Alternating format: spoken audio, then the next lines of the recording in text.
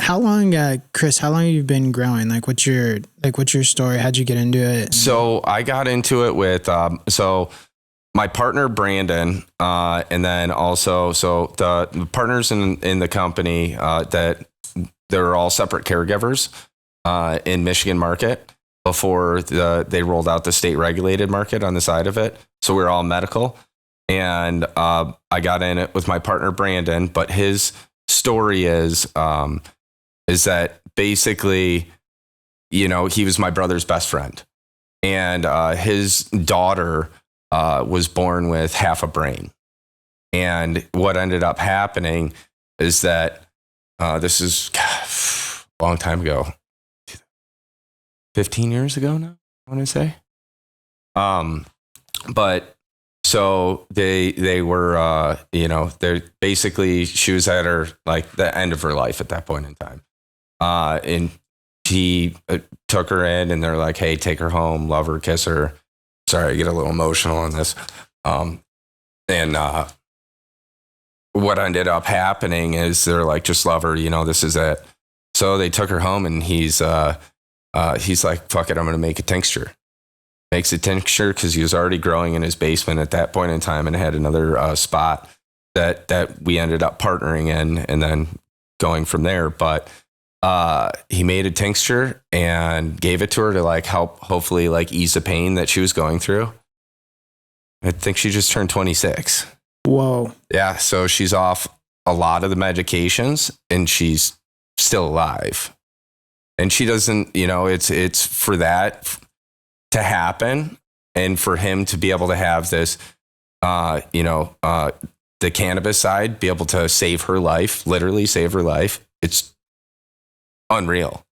So when I saw the effects from that, because, before, real talk, I was smoking weed and selling weed and doing whatever. I didn't think of the actual aspects of getting into the cultivation side, because it was just medical at that point in time.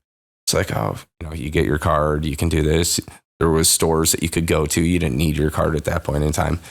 And then that gave an immediate passion to the plant itself, that it really does help and heal. And it's not just what some people look at it as cash crop.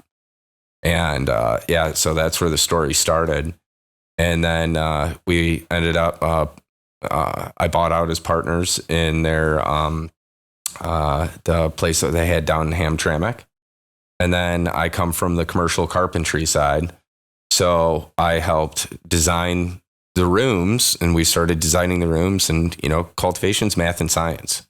That's what it is. So when you start being able to figure light layouts and, what the par is that you need to have this at and everything, and then you can actually dial that in, and then you have a program that you can start running where you're like, whoa, okay, here, using these nutrients, let's use this, let's see where we can get from here, let's see how hard you can actually push the plant. It's like playing God for, when you're able to do that.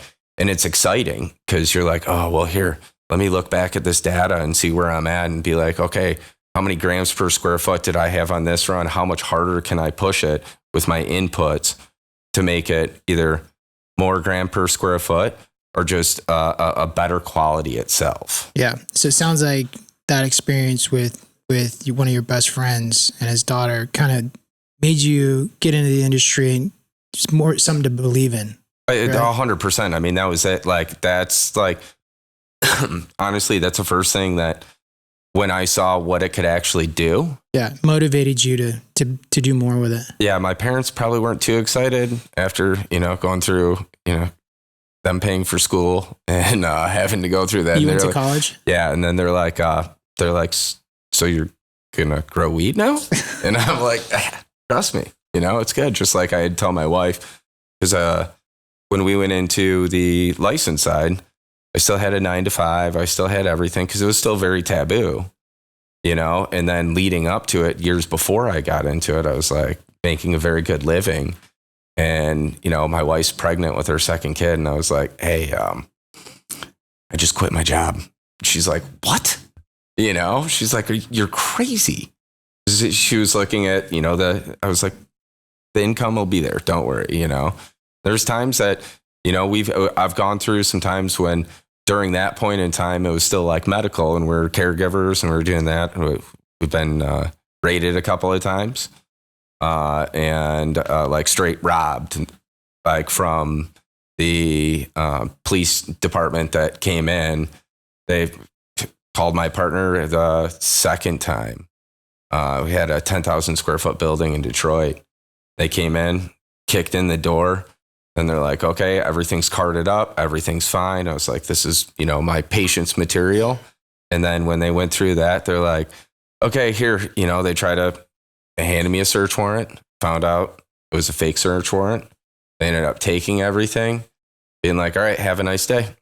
Yeah, I think I remember, that transition when you have a job and you're growing on the side, or whatever you're doing on the side. Yep.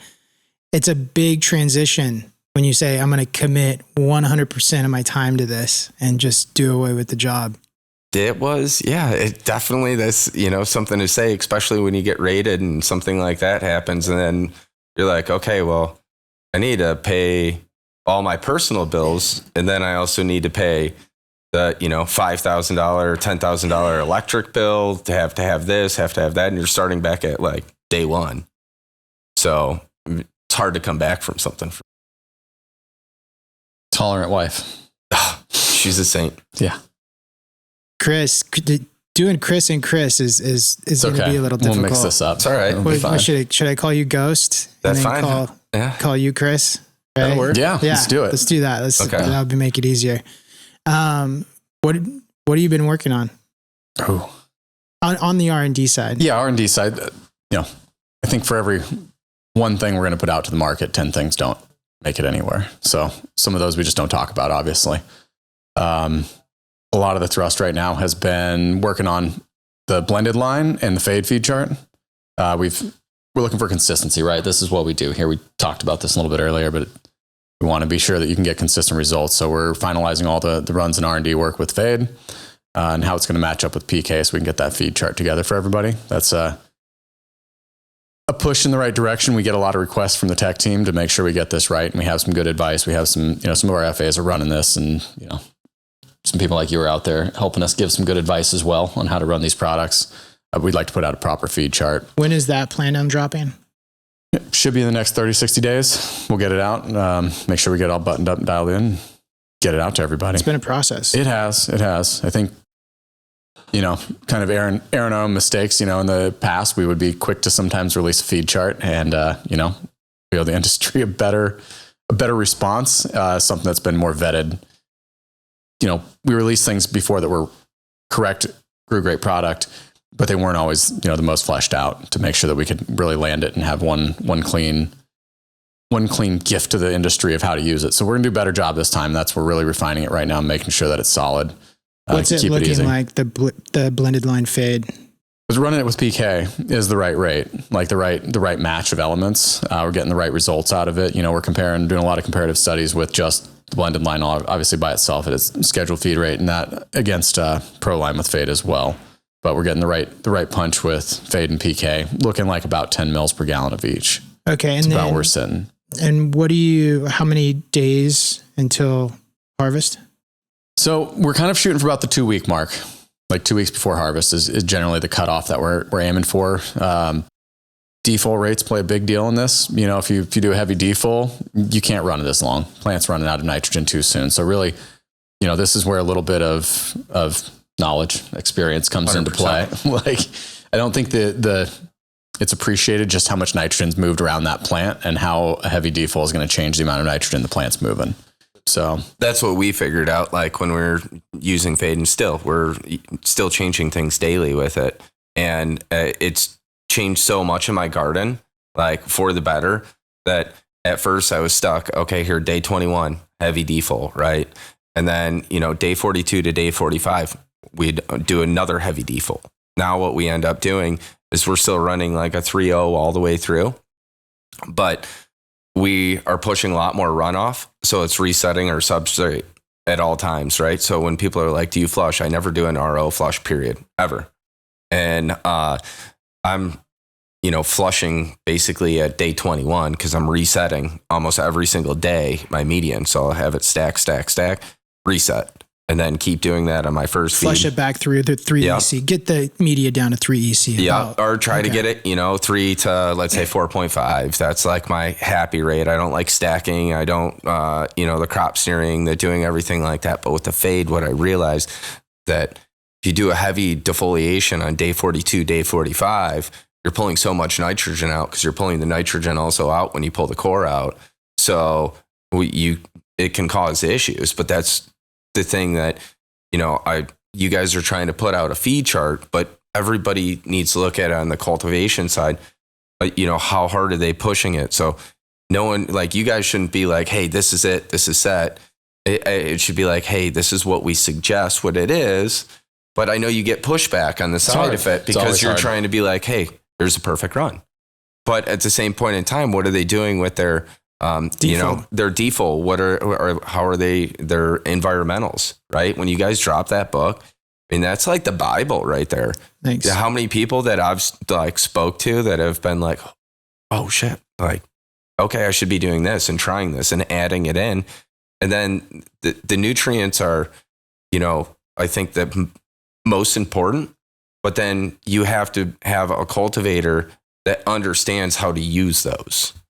So like, you guys can give the tools to everybody, but it's like the analogy, like if you have, I can give you the, keys to a Ferrari, but do you know how to drive it? Yeah. So you guys put these Ferraris out. Not everybody knows how to drive it because they think that they should be following something, but they're not looking at their runoff. They're not looking at, okay, well, where's this? Am I seeing any deficiencies? Why am I seeing a deficiency? First thing they're going to do is blame nutrients compared to their own fault because they let it dry back too much. Yeah. Or something happened. What are you seeing with you were going into defold on fade? Are you're defolding day 21? Yep. And are you still doing that defold later in flower with using fade? Super light defold. Yep. So basically what I'll do is anything on the under canopy that is, or basically like mid-level, I'll say, because we do 3 trellises, right? So top of canopy, I'll have basically all my fan leaves already pulled off. And then the first 18 inches down, I'll just make sure that there's still light getting through. Nothing crazy. Like I'll go through the plan and I'm just sitting there. I'm like, okay, this one, Selective, exactly. Yeah. So, but it's hard for, people that are trying to integrate something that's a new product, not just to you, to them as well. But then they're just going off their same, growing method. Yeah, same defold. And then they use fade. And next thing you know, they have a serious yield problem because the plant doesn't have enough nitrogen. Yeah, if you pull the nitrogen too soon, you're slow growth. It's just the name of the game. So then it's the most important part of that time when you're doing that defold for your bulking period. But then, like I said, when you guys drop that, the handbook, it's like, I'll call it the Bible because I learned a bunch of stuff through it and I was like, wow, okay, I'm really going to try this and, add this in and see how it works. And it's every single run, I do something a little bit different because you have all your, cultivating's and all an experiment. But if I can have my controls and my variables that I know that I have set, then I can just keep adding to them. Yeah, 100%. Yeah. What, since we're on the fade topic, Chris, what would you usually see if a guy was using fade too early, like week 5 or something like that? You will see a yield penalty. I think the most kind of the warning sign, right? If you're going to go into fade, going in too early, you're just not going to get the yield you want. You'll see good quality, obviously, because you're stripping nitrogen. You'll probably even see a little bit of an early finish just because the plants are already going to senesce so early. You'll see a lot of color change. I think you'll accelerate a lot of the genetics that you're already going to see. It's just smaller. And it's just the same kind of consequences you get. And we just mentioned organics. It's a lot of the similarities that you'll see. The plants look good. Quality's pretty good, but the yield's just going to be pretty small because they've been a little bit starved of nitrogen. And you still need nitrogen. Last 2 weeks is where it comes into the default. Yep. And a little bit of artistry. And it's not so much artistry, but you're talking about, we provide a tool to the industry. We also try our best to teach people how to use these tools. Right. And we've got a bunch of people that are really good at using tools in this company. that's what we did. You know, we put together a good pairing of people so that if you don't know necessarily, hey, having some issues with this, call us up. We'll help you out, you know, like we can lean on a lot of experience, you know, but there's a learning curve, I guess, to everything that you're doing, you know, and I think setting a good baseline, which is the beauty of that handbook, is it really sets a good baseline. Yeah, it's a good solid baseline. Yeah. I mean, you can adjust as needed, but it's a baseline. Yeah. And what it really did is it distilled a lot of the information that we've been giving out over the years and, you know, took away any of the noise for the most part. You know, like there's a little bit of variance in how people run our product, you know, internally even, you know, we have a lot of really good growers, a lot of experimenters, a lot of people trying to do cutting edge work.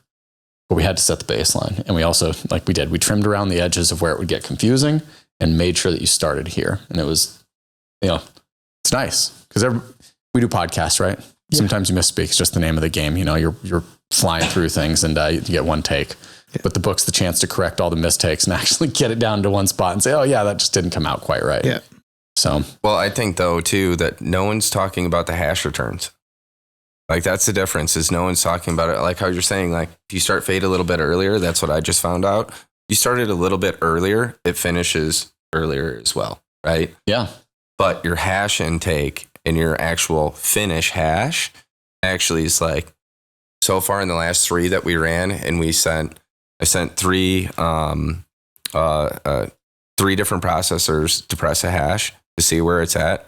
And I did one table where we ran it a little bit earlier and it finishes earlier to see it. And then we scoped the heads, seeing how everything was. Then we ran another table that was how we always run it. And then at that point in time, I got a 0.5% higher hash return on running it a little bit earlier. Now, was it weight to weight, flower weight to flower weight? Or was it, you know, so you got a higher hash return, but how much weight did you lose by using it earlier? I didn't really lose that much. It was just the trichomes finished. So they finish faster compared to like, it's like a lot of people pull when they do for hash, they pull it early. Mm-hmm. So that way I was still able to pull it at the same time as my whole entire room. So like I put everything in as, you know, 1 pound dry is 5 pounds wet. And then when I do that, I put into the consideration, okay, if the market's being saturated in flour, I can be able to flip this table, and this table and run it for hash. What's my price that I want to get for it? So then I can change it at that. So that way I'm trying to get the same price as finished flour as I am for hash. So it evens out. Now you got a 1% increase in yield on your hash. 0.5% to 1%. Yeah. Okay. That's substantial. It's a lot of money. Yeah. It's a lot. Yeah. It's a big number. So when you're talking a couple 100,000 grams wet, and then, you know, if all of a sudden that, say the 3% goes to 4%. Yeah. I mean, it can be life changing. Yeah, for sure. What else are you working on in the R&D section of the business? Oh, we just wrapped up partnership, doing some work at UC Davis. So doing efficacy trials, always working on, you know, looking for more options. I think for the IPM space, it's always hard, right? It's limited list that you guys are allowed to use. It's pretty wild. So we're working on trying to develop some things that, you know, keep it out there. The regulations are always changing. So we're working to always make sure we're staying in the regulation space. A lot of our other R&D works actually on the quality side. You know, we keep pushing really hard on consistency. You know, I think that's a big theme that we keep hearing from our growers. They want to have simplicity. And so we've been doing a lot of work on how do we come up with a system to quickly identify and ensure that the products are always consistent. You know, we spend a lot of money on testing. It's, you know, one of the mantras in the business. We've always said it, you know, I don't care if it's $1 million, just test the thing and make sure that we're doing the right thing. So we take that to heart, you know, blank check when it comes to testing. So we do a lot of testing in the R&D lab just for consistency's sake. You know, there's a limited scope of perfect elements out there, perfect raw ingredients, and the only way to know is to test. So we spend a lot of time. It's kind of boring sometimes. Rinse and repeat. Oh man, there's a lot of that. You know, I'm sitting here and I get to listen to you talk, and it's like the other side, the complete other end, right? You know, I'm sitting here staring at granules and crystals. and you get to stare at different kinds of granules and crystals. And so, I love these opportunities to really see how far down the road it makes it, and I get a little bit removed from the growers because we have a great team, right? I don't have to always be there with the growers. There's better growers than me in this company by a million. So it's nice to sit here and talk with you, and I'm thinking, man, I've stared at so many bags and raw ingredients and salts, and just like, this is bad, man. You can almost tell what it is from they all have a flavor, every now and then you get a little dust in your mouth from what you're doing, and it's sad, but I could tell you probably what all the raw ingredients are with a blindfold on. That's crazy. It's crazy and probably unhealthy, but not a problem. But I love that stuff, like it means a lot to me to be able to look at our product in a bag and know that all the work that we've been doing, like we come up with some different manufacturing processes. We deliver a drier, free-flowing bag, like we acknowledge the challenges we have and we solve them. That whole manufacturing process thing that we worked on, we worked on drying out a manufacturing process, and we've really eliminated the challenges that our growers were having. We listen, I think, is the other thing. We're not infallible. So the R&D really is following the clients around a lot. If we hear about a lot of complaints, that's where we're at. That's what we go and chase down. I'll play down some of the stuff we do just because it's all in the lab. It is boring. Like you're, rinse and repeat.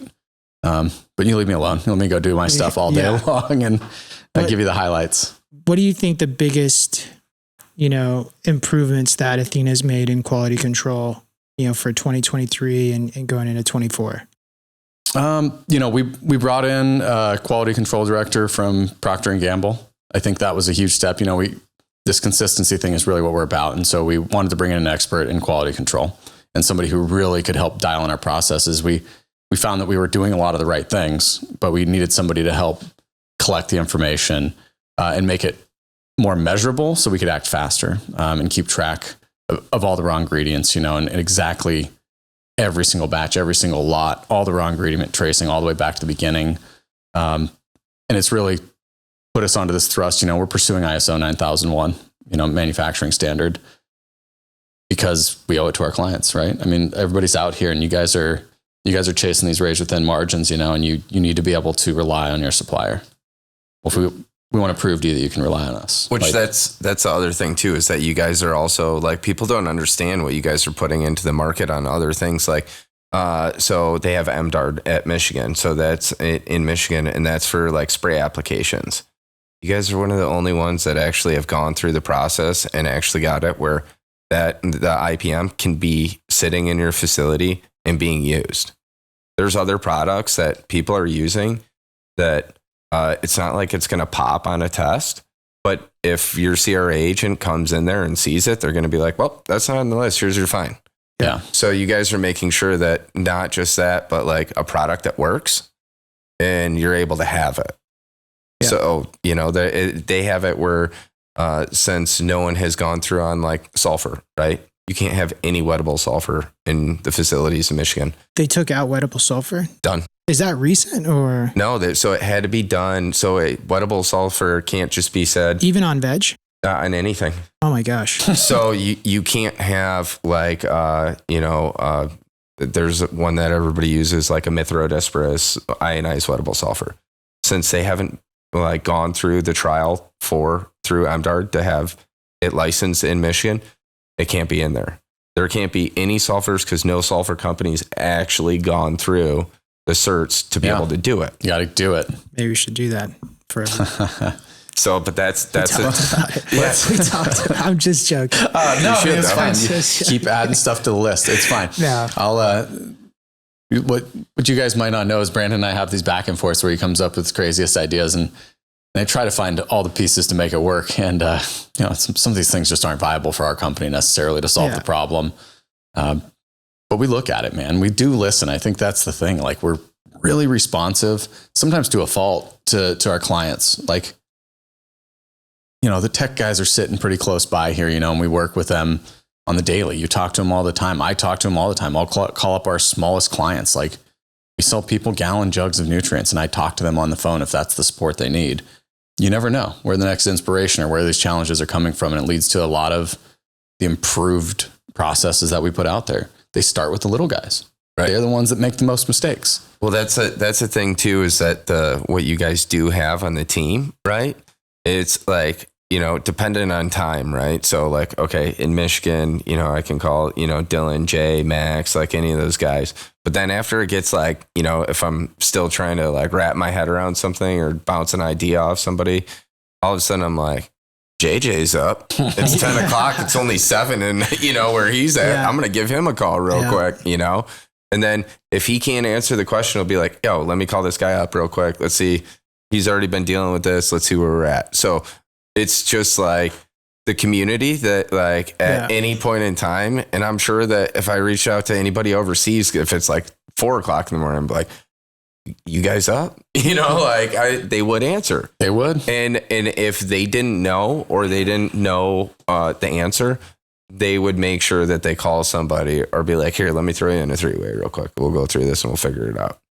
So the bouncing back and forth, like how you guys are, it's like behind the scenes of, like my one call to one of those guys sometimes ends up to like 15 calls, because then it's just the chain going all back around, and then I'll get a call back or I'll be answered within hours. Yeah. It's all about the team. It is. For sure. It is. It's a luxury to have the ability to talk with everybody. It's a lot of exposure in this company to a lot of different situations. Yeah, I agree.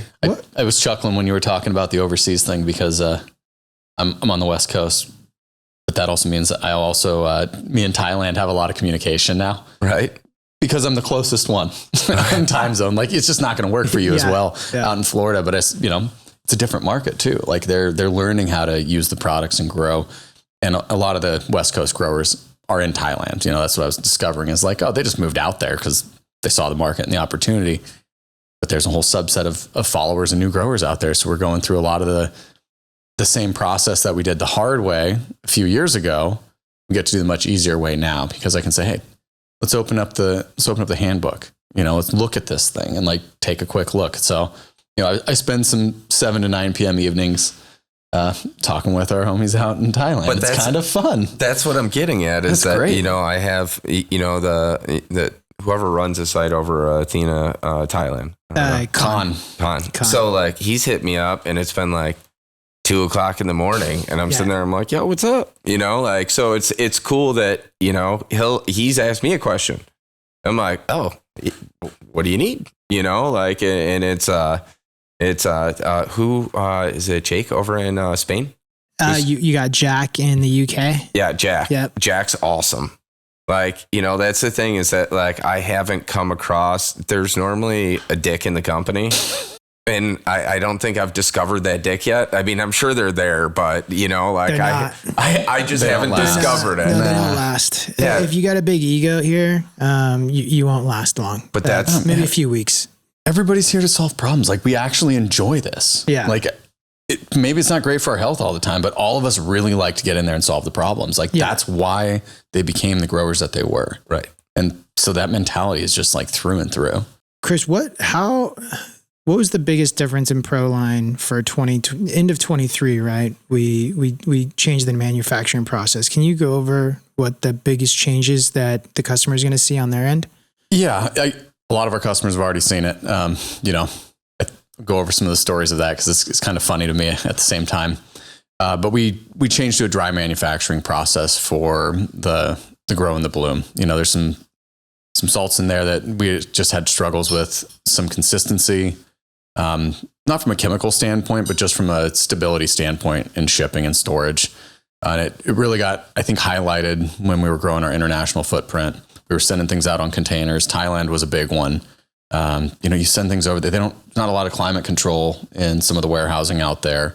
And so we'd send it out and product that'd leave the factory in fantastic shape would show up over there. And the bags that sat and cooked at, 110 degrees potentially for days, weeks, months, cargo container. We really lost a lot of control in the supply chain that we put a lot of effort into in the US. So we could avoid some of those challenges. Bags would show up. I think if people know, sometimes discolored, looks a little bit blue or something inside of the bag. It might be a little bit clumpy, a little bit hard. And so we dove in on like, how could we adjust the manufacturing process to eliminate this? And so We slowed down a little bit, which isn't really the Athena way, but we did slow down, learned some things, didn't make changes too fast, but we, spent 7.5 months testing out this different manufacturing process, doing internal testing, doing comparative grows, making sure that things were fine. Side by side controlled, having people, Jungle Boys, open bags and just say, hey, what do you think about this? And just see how it really was going to land. So had a lot of market testing. We decided to transition everything over to this dry manufacturing process. So everybody's going to see these grow and bloom bags coming through. They're going to be much more free flowing. There's going to be nice light yellow color and easy to handle. There might still be some compaction like anything at the bottom of a pallet, but simple as, shake the bag, you're good to go. It's nothing like before where you had to break something up. I was chuckling thinking about this because some of the clients, when this change rolled out, they had only ever seen product that had been sat out in the heat for, weeks at a time, potentially. We had some clients down in Arizona and they were like, I think something's wrong with this new product I got. It looks different than before. And really it was just that it hadn't sat outside in really poor weather. And so it was a good change though, to know that it was making it to the people who had really had the hardest challenges with it. And a lot of them were smaller clients, right? Because they're getting a bag here, a bag there, maybe 5 bags from the grocery store. And so they just didn't have all the controls in place that we necessarily did. And they were the ones that saw the biggest change, but it was also for them something we had to recoach. This is actually what it was supposed to look like. It just cooked in a warehouse for the last 2 months before you saw a hard brick. Yeah. And, chemically we're good to go, right? Lots of times if we had hard bricks, they'd end up out at your farm in Caliente. Yeah, that's where we'd send them. Yeah, because chemically it was always great, and it's like, why not throwing this stuff away? It's perfectly good. I'm still using grow bags from 3 years old and hard. And but that still grows fireweed. Yeah. Well, but that's the thing. And then also, if you have any of the older bags or if you have anything like that, because, when it gets transported from, the manufacturing facility to Michigan, right? The climate change is a lot colder right now and everything's perfect.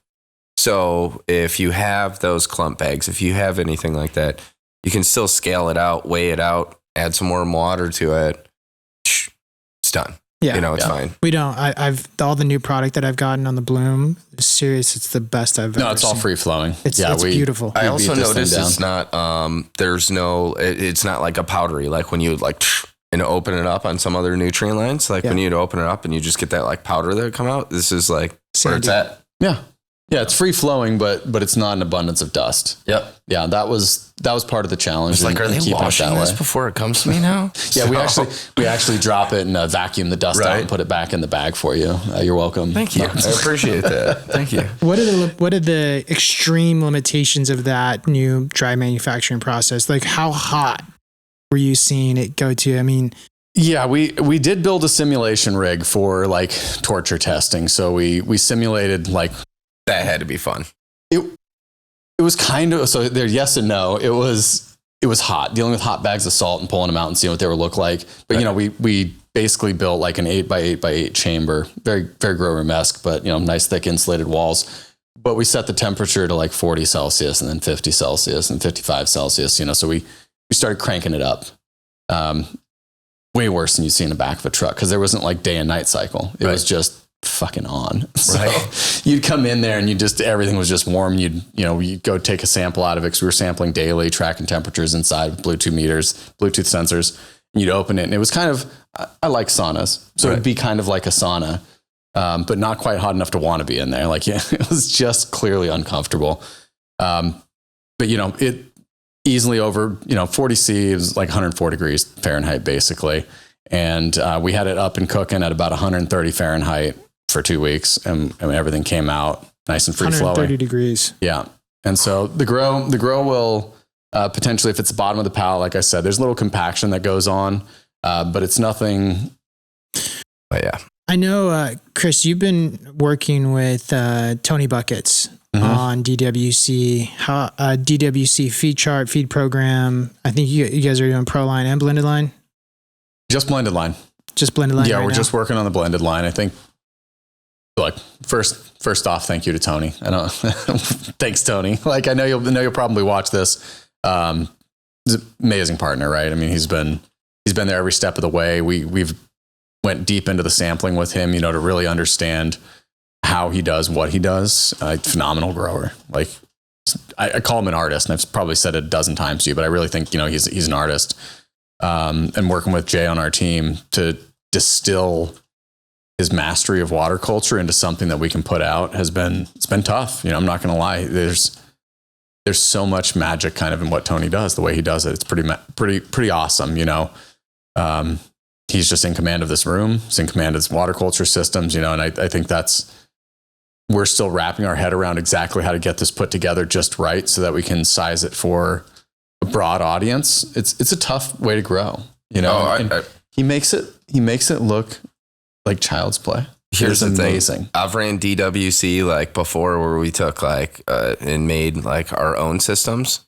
So like we took like 27 gallon black and yellows, put bulkheads on it, ran 3-inch because like the roots were clogging in it. Like for what he does, like it's amazing because at the level where he's at also at scale. And then if I stop growing DWC, well, gosh, man, we had one room, like one 10 light room in the trap back in the day that we had it crushed, right? We had one time a pump went out. And I was like, and you were crushed. And I was like, come in. And this was for like 6 hours. And then it was actually the chiller that went out. So the chiller went out. And then I was like, never again. Like this is never again.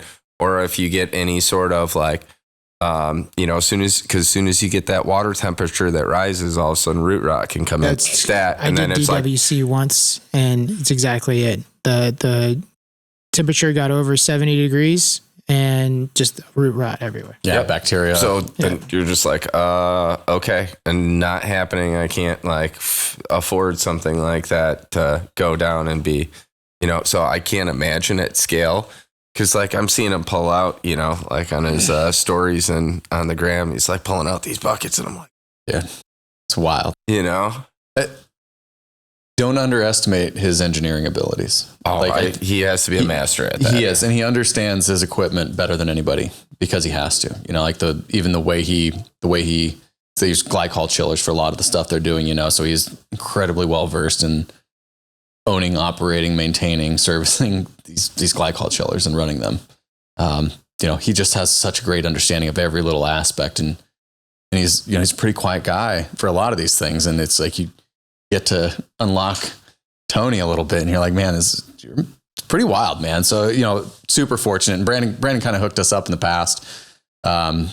Just super stoked. But we are distilling it. We're doing our best here, Jay and I, to try to just really get what he has to offer and work with him and exactly how it ties in with the blended line Sounds he's like running. It's going to be a lot more in depth than a feed chart. That's the challenge. We're going to get out a good starting spot for the feed chart. Get something that like, hey, here's the ratios that we think we're going to work with. There's definitely lower ECs that are going to be run. There's mainly because of the way nutrient availability is going to work in water culture. You have a much larger mass of material, so the plant has access to the same quantity of any individual element. If you, let's just random numbers here, but let's say you have 100 grams of nitrogen in the system, it's all throughout this entire mass, whereas if you're doing this tiny little thing, well, you still need to get 100 grams to it. We're going to have to make it much more concentrated for the plant to get what it needs. So that's why you use such low EC and DWC. Yeah. The total amount of nutrients used, if this plant needs 200 grams nitrogen to flower, finish, do its whole thing, you still need to apply 200 grams to the plant. The difference is now it's being delivered in, 1,000 gallons of water over its life versus, 200 gallons of water. So like the volume, and then basically you have to just make sure that also the cool thing, this is why I love this, is like while you're doing that, you're basically getting it where the water's homogenized enough. And hey, how is this going to be able to run where it can actually get the correct, he's breaking it down to, pipe size, everything. So it makes it even harder for you guys to formulate, to be able to figure out, even though the plant needs that much, is it actually getting through the system? Yeah. And getting to those plants to be able to get that in the circulation of it. Yeah. And look, he's great. He's given us a lot of advice on how to do add backs and to, get nutrients back into the system and a lot of the strategy. And so, what we ventured into was, let's make a feed chart we're way beyond feed chart. And like, we just have to be, you know, if we're going to give advice, we have to be able to give it beyond just a feed chart, or else we're going to get more phone calls back because we didn't do enough work to help get it over the line. There's going to be some people that are going to need a different level of support. You know, they're really going to get into the RDWC, and, you know, Tony's probably a good partner for some of them. You know, if they really want to dive in, he's there, you know, and sorry if I'm sending too many people to you, Tony, but, you know, he is an expert, you know, and I think what he has to share should get out there when it comes to RDWC. I've learned a ton, you know, just sitting there with him, and the way that he applies our nutrients is, it sometimes seems counterintuitive, but then when I can work my way all the way back, I'm like, okay, I could see why that's actually working and how you can make it happen consistently. And he just runs a tight ship, man. Like, that's a lot of it. He just understands that system and the nuance of it. And, you know, I've said this before, I don't know if it made it into a podcast or anything, but like, we are the best sensors, right? You know, I mean, we're walking around, we got eyes, ears, nose, skin. You can walk into a room and tell if something's off real fast, right? Oh, yeah. You just kind of know. You don't need to go look at the data logger or your software to see, hey, my humidity's high. Like, no, you know your humidity's high. Even by a few points, you start to kind of get to feeling that. He brings it to another level. Like, he just does. And you know, without going into every detail of what he does, he's honed his skills so well, and he's so in tune with that. It is pretty amazing. When do you think you guys will be done with that DWC kind of SOP? Early Q3, I think, is the goal. You know, we were planning on this being out Q1, and it's just not going to be right for our customers. You know, this is where we slow down to get it right for you guys. Like, we have to. I might have to rip a DWC room down if that comes out like that. No, and this is part of the dedication. I'm super lucky. I always say this, but, you know, I'm lucky to partner up with some of the best growers, and somebody like Jay is awesome. You know, he went, and as part of this project, he went and installed the RDWC system in his grow just so he can. Jay did that? Yeah, he's running it right now, you know? Yeah. And like, he does some crazy shit. You know this, right? Like, Jay's super fun. Like, he's pushing some of the limits, even with stacking in the root zone and stuff. You know, we were talking about like his 18 EC root zone the other day, and I'm just like, yeah, he does some wild shit. Yeah, he totally does. And I love it. And he's detail oriented, and he's a much better writer than I'll ever be. And he's good at like getting things into like a linear thought process. Yeah. So he's a perfect partner for this, but he put in an RDWC system so he could try to walk through his own instructions and repeat it, you know, and that's going to be why the result is better than just having a conversation with Tony and writing it down and just shipping it out. Yeah. Like, it's the hands-on part of it that like really is getting there. Like, you know, I run a environmental system that you can basically throw a USB into it, download everything. And then as soon as you're done with that, you can plug it back in, hit repeat. You're running the same genetics, and you're running the same feeds, and you're running everything like that. So, you know, there's a lot of things that are great, but then I still have green saucers underneath plants and collecting runoff because I don't trust it's okay. all the data that I'm getting, because I'm like, okay, there could be a microclimate here. Is this getting the same light lap over here? It does. What's the actual like par that you're actually getting at? Where's this? There's so many different variables other than just seeing, you know, an add up of everything. Well, I think some people don't even realize that they auto correct for the mistakes in their sensors. Mm-hmm. Like it's relative, right? You just want to compare it to what it was doing before. It's probably not absolutely true all the time because it's slightly different medias, you know, just the application, how deep you're putting in moisture probes, stuff like that. You auto correct. So when you're telling somebody, oh, my number's XYZ, if somebody matches that on their meter, it might not actually be the same moisture content because it's conditional, you know?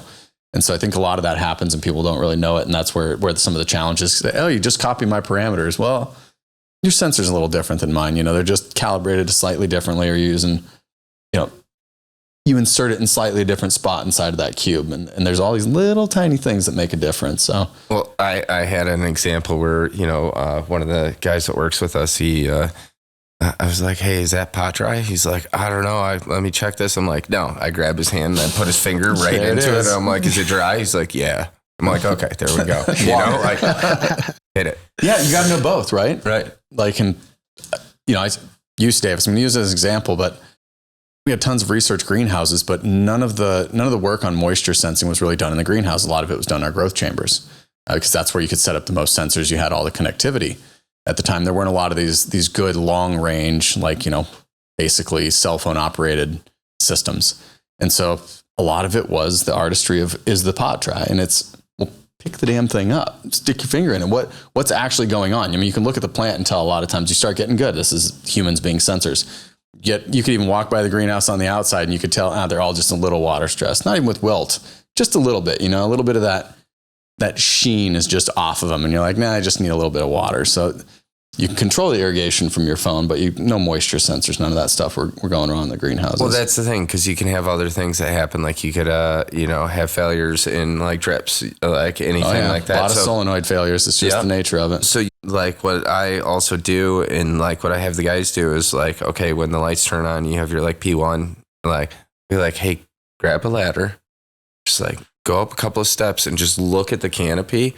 And if you see something that doesn't look right, address that right off the rip, because not every sensor is in every pot. Mm-hmm. So you can have issues that just human error. So number one thing is I will always want the guys to be very hands-on and like look at the plants and touch the plants and feel the plants, not just trust a system that's like, it's great to manage for management and data.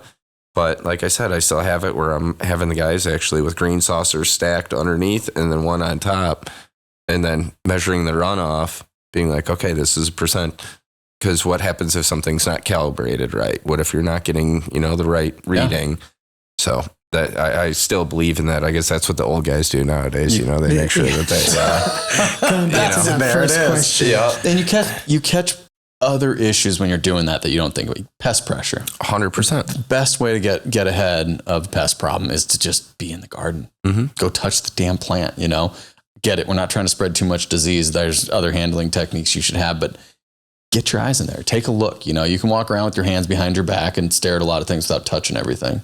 Yeah. And I think also having the cultivator that doesn't like, I love data, but everything can be, I can look at it, I can see it, but when you're actually in the garden, you're actually like hands on with it. You catch things more and faster than you would of being like, oh shit, that's going to lock out right now. Yeah. And you match what you just saw to the data you're going to go review later. And so then the next time when you're not on site and you all only have the data, you might actually catch a problem that normally you'd have to be on site for. Yeah. I think you start to learn a lot of the, I won't say necessarily because I'm not going to put it as an MSO or anything. It could be anybody coming up that sometimes I've seen like spaceships of cultivations, right? And that's all that they're focused on. And then they have their cultivator that comes in and that's all he is learning. That's all he's doing. He's not actually being hands-on with the plant. One of my homies in Michigan that like, he's crushing right now. His name's Tyler. And he works for my other buddy Chocolate High Tech that's out there too. They're crushing, but like he's got really into the plant and just dissecting it on the side. And like he's just, when I talk to him, it's funny because it's like, two kids just talking about something, we get excited over this. I'll talk to him like while he's actually going through every morning, usually around like 8:00, I'll give him a call and we'll just like bullshit over, family. And then it goes into the garden. Then we're like, oh, hey, I found this out. Hey, well, if you run this and you do this, like, it's just like, it's exciting. Like I thought at one point in time when I was there 7 days a week, 10 hours a day, I was like, I'm burning out. Like this is too much for me to like and then soon as I was able to get the right people with me and on the team and then them have the same thing, it gave me like another spark back. I was like, oh, hey, let's run it, and it's like now I'm not where I'm like, fuck, I gotta go to grow. It's an hour and a half drive. Now you want to go. Now I'm like, all right, cool. Yeah. It's the same thing here at Athena. Just the team changes everything. Yeah, like you get to work with all your friends. Yeah. That's the really thing. Cool. Solving problems together, man. Like we hang out after. Like I think even the facility advisors. It's the first time that I've been a part of a company where these are all my friends, and we're all into the same thing, helping people, whatever motivates us, and it's cool. It's motivating when you come to work like that. like me being, like an owner, right? The first thing that I ever said is like, hey, I'm going to treat, the janitor like the CEO. Doesn't matter. 100%. Because I don't want to, my last boss was a dick that I worked for. And he knows he's a dick. Like, he'll say it. He doesn't care. But, sorry, Bob. Bad stance, man. Yeah. But like the thing was, I told myself that I'll never be that guy. Like, no matter how like upset that I get or anything, it's always a learning curve. There's always things. Everybody makes mistakes, including myself, all the time. That's how you learn. So now I can sit there and like anybody on the team call, like hang out with, like, I'm not like, I don't want to call so-and-so, like it's a family. We talked a few weeks ago, and one of the big topics that we talked about was these states and all these cities are making way too much money from cannabis to legalize it. They're the only ones making the money. I think that's why they haven't just gone fully is because they are trying to figure out how do we maintain the income stream if we do this. That's why they go Schedule 3.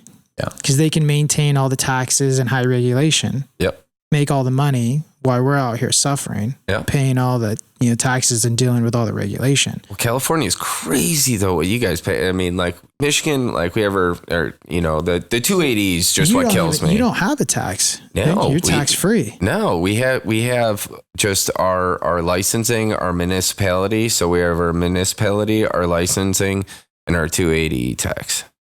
But cultivation doesn't. We don't have a cultivation. Dude, they got it good. Well, but that's how you're able to cultivate it at certain points at like pound prices, right? Yeah. So you're able to put that into consideration. I mean, I don't know. I couldn't even imagine the taxation for what is it out here? Do you guys know? I don't grow weed in California. I just grow it in Nevada. Okay. So I know I pay 18%, 15%. I mean, that's ridiculous. You want to hear that's nothing. Okay. So that just changed January 1st this year. So I pay 15% to the state, 3% to the city. Okay, and that's gross over what we sell it for. No, check this out. This is crazy. So before January 1st, 2024, and all the way back until 2014, when they legalized cannabis, it was a set market value, right? And the state made the set market value of cannabis. So it's 18% still, but the state says, okay, pounds are $2,500. And you pay 18% of $2,500, but guys are selling pounds for 12.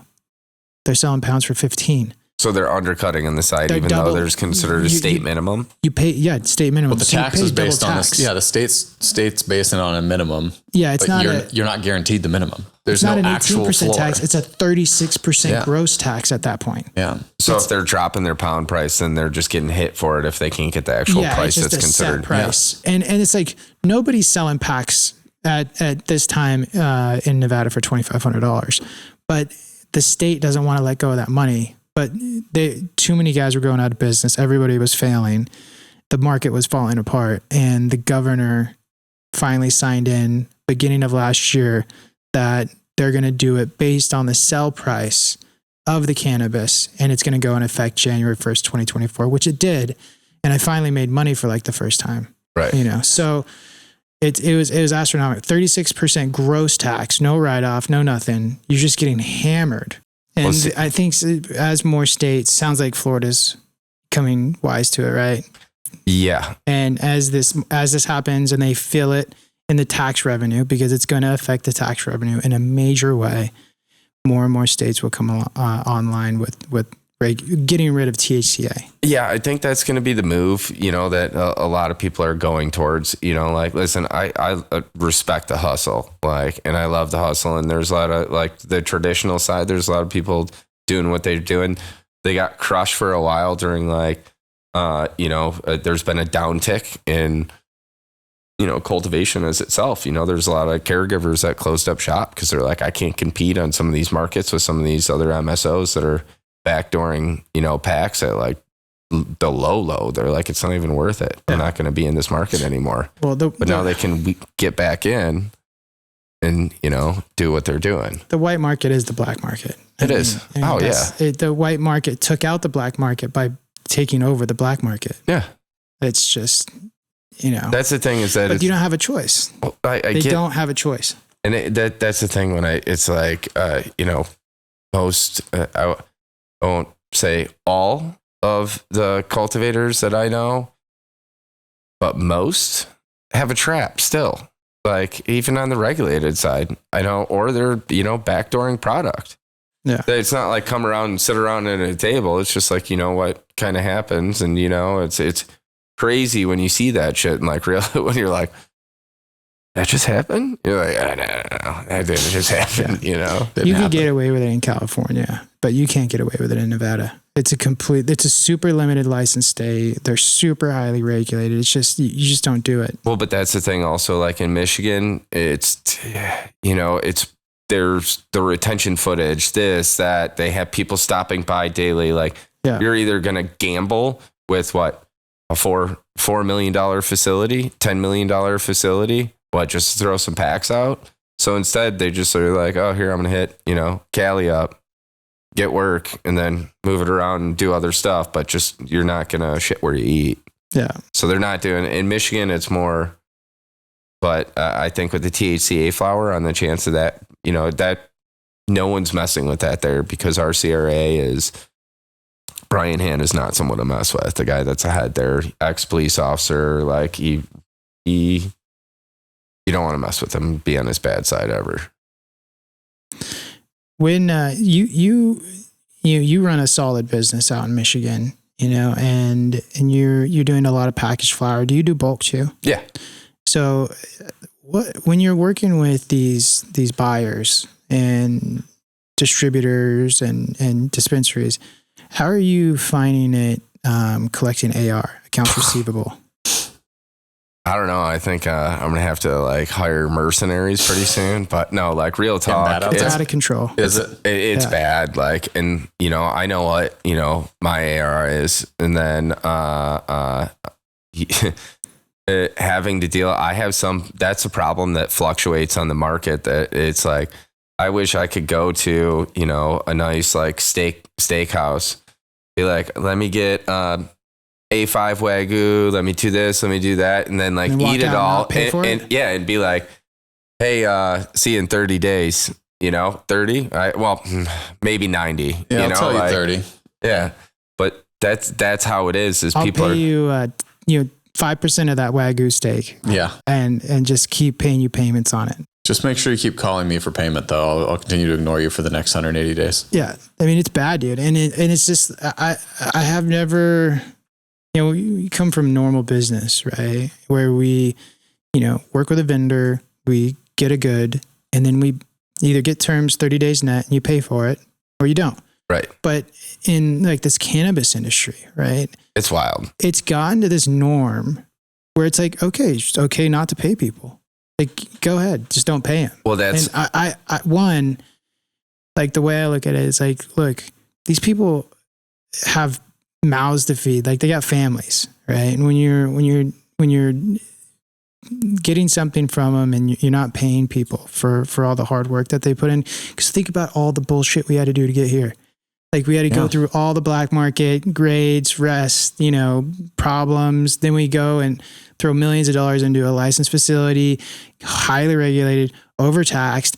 And then you go and you got to pass all this testing, right? And you fail half the shit and maybe crushed it and didn't, and then you go to sell it and the dude doesn't pay you for it. Right. Like what? It's fucking horrible. Well, but that's a whole entire thing. It's normal now. Yeah. And for me, it's like, okay. And then you're like, oh, they just bought another retail, or they just did this, or they did that. And you're like, yeah, they continue to operate like normal. Yep. Clearly they have the cash. They're just waiting for you to go bankrupt that's exactly what it is. They think that you're going to go out of business and then their AR is gone. Well, I know that there was something in somebody's story where there was that producer that was talking about that. Yep. He's like, hey, just put them out of business. Blacklist or something. Blacklist. And then I think the first person that put it out was Plants of Poetry. Oh, Nelson put it out. Yeah, I think he was the first one to put it out. And then it got picked up from there.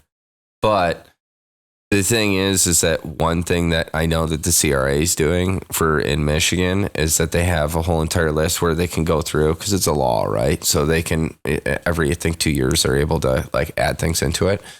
If there's a lawsuit pending towards any like license. So if I have, if I sell X amount of material to a retail and they haven't paid me, and then I'm like, okay, well, here it's past this term. It's just like, hey, just like, I don't want to be like Oliver and be like, please, more soup, but it's like, come on, exactly like, but I'm friends with some of these guys too. Like I break bread with these guys, like, come on, hey, like it's a sweet track hawk you just got, but but the thing is though, is that what CRA wants to do is now if they have any litigation going towards them, that they have to fix that before they get their renewal on their license yearly.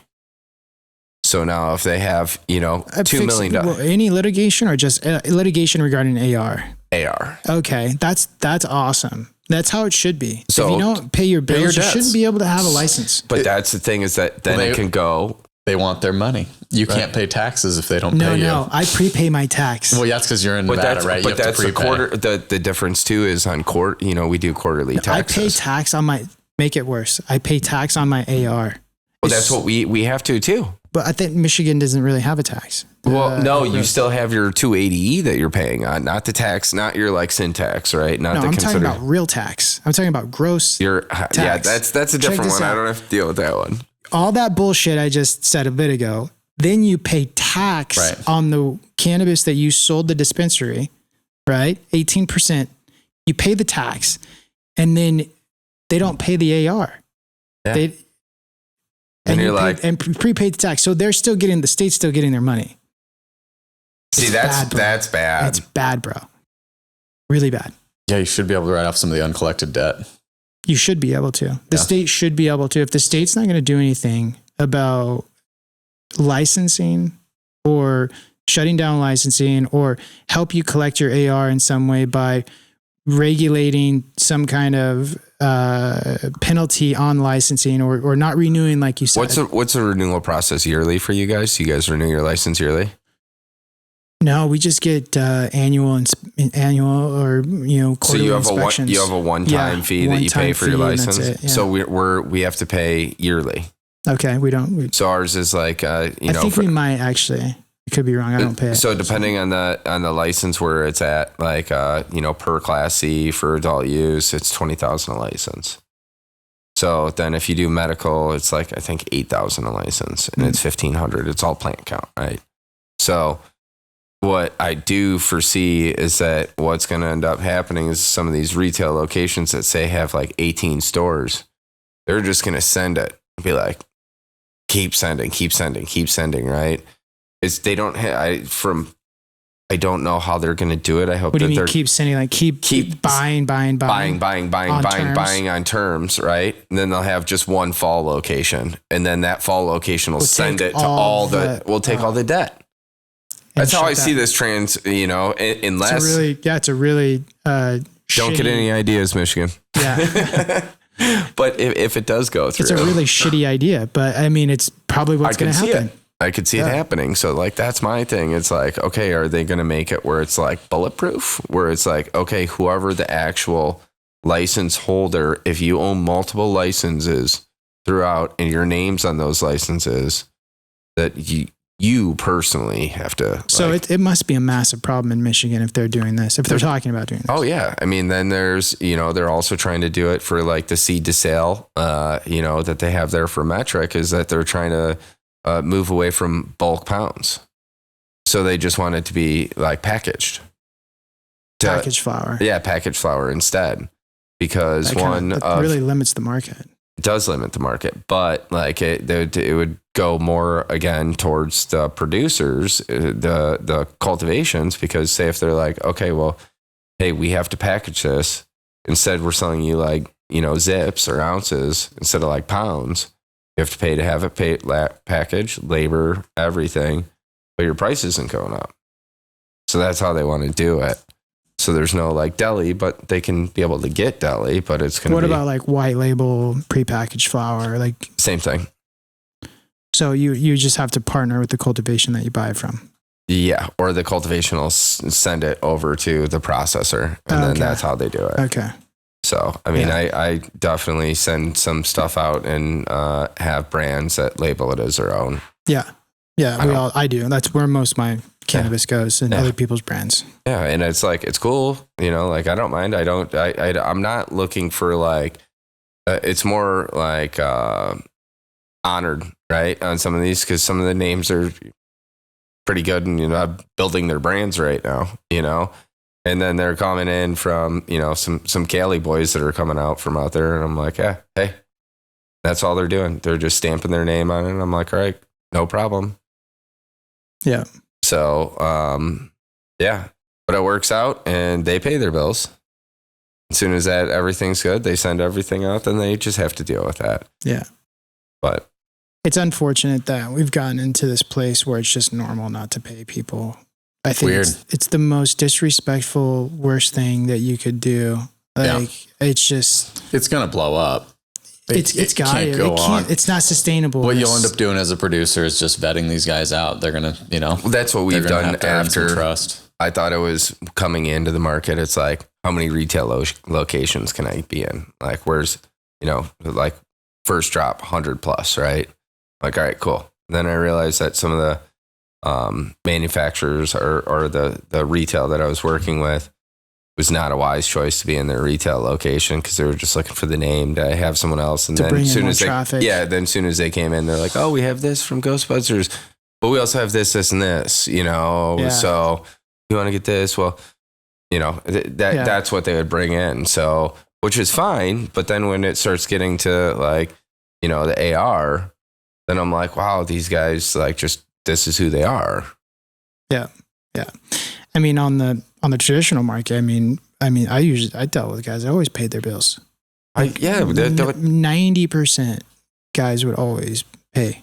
Or you'd find them somewhere at some point in time and run into them. You know, like that's a different. Yeah, it comes a little street after that. A ton of it was just consignment, but it was it was all consignment. They'd call you and say, "I've got your money." You didn't exactly. like 30 days meant you were going to get your money before 30 days.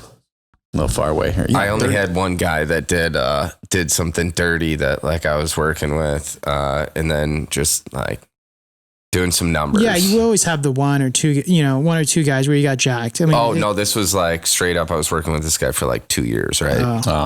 And then all of a sudden, like, you know, he knew I got introduced from a homie, you know, and then like he big numbers, right? And so it was always like clockwork. As soon as I give it to him, it'd be like 2 days later, 3 days later, everything's taken care of or not paid up front, right? Yeah. So at this one point in time, you know, he asked for a regular, and then I was like, talk to my homie, and he's like, oh yeah, I just dropped off, you know. And then, you know, 2 days, 3 days goes by and I don't hear anything. So I get worried. Not like, I'm not thinking that he just like ripped me off. I'm like, bro, did he just get arrested? Is there going to be someone coming knocking on my door? That used to be the risk. Right. Yeah. So then I'm like, well, I'm going to go by his crib. Right. So I go down to his crib, sitting there, and I like go up and I start walking up to the house. And I'm like, bro, it's empty. Dude. It just bounced. Oh yeah. He took everybody's work, cashed it all out, and then just left. Yeah. Oh, he did it to like 6 people. Yeah. And like left, and we're like, and then, you know, it was quite a few boxes that he like walked out with. Boxes. Oh man. Yeah. So like when you're doing that and you're putting all that together, that was when the market was like really good too. Yeah. So that's what he did. Just dipped. And then he lived there for like 3 years, rented the place. We thought he owned the place, like everything. Right. And he just has disappeared. Yeah. It's unfortunate, but I mean, it happens, you know, it's happened a lot. So just, you live by the sword, die by the sword, right? So it's like cost of business, but I'm not used to having it where you have like the same dude that's doing the same thing. And you're that's weird because usually it's not like that. No, he had that. Yeah. He was a sneaky one. Yeah. We got a lot of, I didn't want to go too negative there. Hopefully that wasn't too negative, Nancy. No, but they're just facts, and they're. This is what you guys are dealing with out here, right? You know, I'm sitting here, and this I'm thinking while I'm listening to these horror stories and how it's become out there on the streets. Like, it's just rough, right? The regulations are rough. Business is rough in general. You got to run this whole operation. You know what you didn't talk about is all of your challenges because you don't have time. Right. How the hell are you going to fertilize your plants and keep them happy and nutrients? Right. And it's what I'm thinking, we talk about this, but and I've said it before, you have a business to run. You don't have time to micromanage this nutrient situation. Growing the plant should be the easy part. And then finding your market and doing all of that is the part that's the challenge, and this is why we sit here every single day, talk about getting you the most consistent stuff so that you don't, while you're trying to go collect your 90-day delinquent receivables, then you're also trying to hunt down, my fertilizer fucked up. Right. Yeah. Well, but it comes to the plant first though, for me, I'm still but I still get the call, I'm like, hey, can you reach out to so-and-so? Can you do this? And it's like, okay. And it's just back in your mind, but you always are like, well, hey, I got to push out the next crop. I got to do this. I got to do that. And it's always comes back to the plant. But we're trying to make it as easy as possible. I think that's where we're coming from. It's we don't want to be another. So much in quality control. Yeah, we just don't want to be another one of your problems. We don't want to be the straw that's breaking the camel's back. Our quality control. We've got 3 right now doing quality control. We're hiring another one right now. Yeah, we have another 3 dedicated people to quality control. Yeah, we're getting another quality manager in. We got the guy from Procter & Gamble. We got Gerby in here. We beefed up a ton of our compliance department, like you were talking about. We have stuff available in markets that normally isn't. Because we jump through the hoops, make sure that we can get stuff out in the market, and then we also want to make sure it's consistent. We're trying to shore up the other end of your business consistently so that you can do the challenging parts of your business that we can't help with. That's it's too local. It's too you. Right. But we can make sure the front end is as easy as possible. So many other challenges that we have to deal with. Right. Right. We don't actually grow in the plant. We don't want to add that in there though either. And I think that's, people have seen, quality gets more and more and more consistent, and they just become something that you're not worried about anymore. Right. It's the goal. That's why we're here. Let's help these growers out and get these questions answered, because there's a lot of them on Instagram. Those comments. So we'll just hit one at a time, right? Yeah, I mean, Chris, there's a Bible for you on this one. I looked. I was like, there's Ghostbusters 3, Chris 75. Here's the thing, though. I just had an opportunity here to sit and listen to you, and this is really why I'm doing this, right?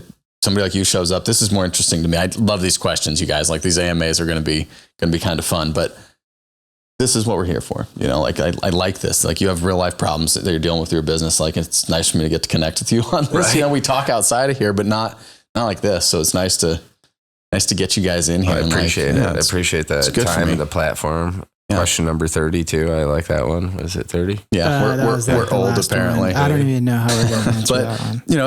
It's just nice, knowing that the reason why we're working so hard is for people like you. It's good. That's why we answer these questions. That's why we're here. I mean, these podcasts are great and all, but I don't like being on camera. No, they're stressful for sure. Yeah, it's not my favorite. So thank you for talking a lot in this one. It's really helped us out. You know what's really cool though? It's after when you first get down, I talked to my wife and I was like, man, I'm actually really nervous. She's like, what? I was like, I don't like talking on camera or do anything.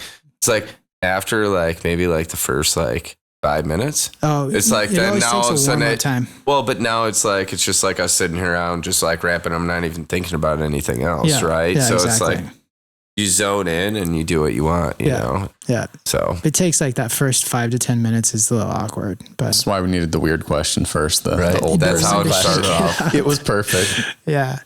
All right. Yeah, let's get through some of these. Okay, let's do it. All right. Chris, talk about the difference between EC recommendations between blended line and pro line.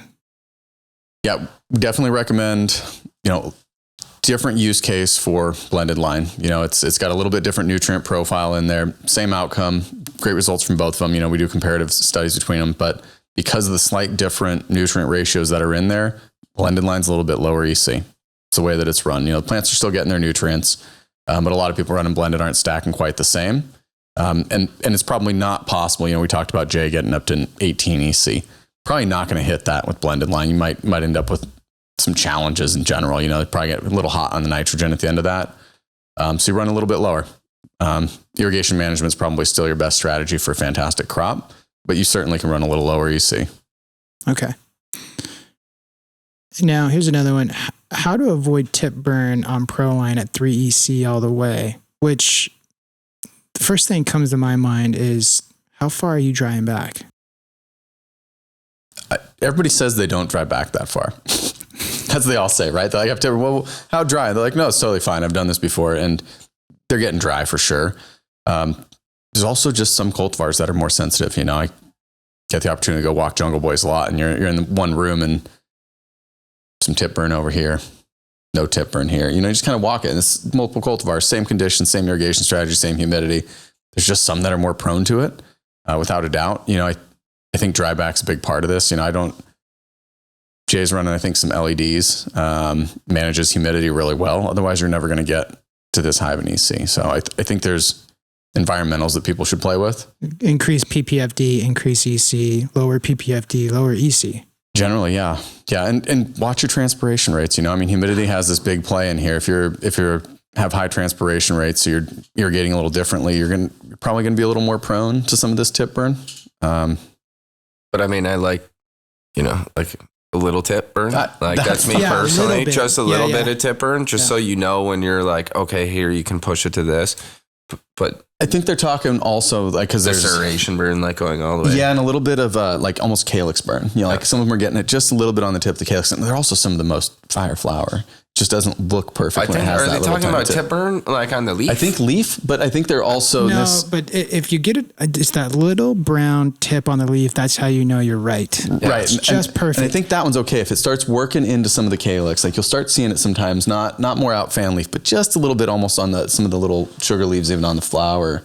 I think that's some of what people are trying to avoid from time to time. But I know exactly what you're talking about. That's exactly how. So for me, on how I'm putting it, it's just on the fan leaf, right? Yeah, so just for that. So it's that's what I'm looking for is on the fan leaf. Just that, nothing that's actually something's going in and what I call it, creeping into the actual bud itself. I'm like, that's either botrytis or something really fucked up, and there was a bad dryback.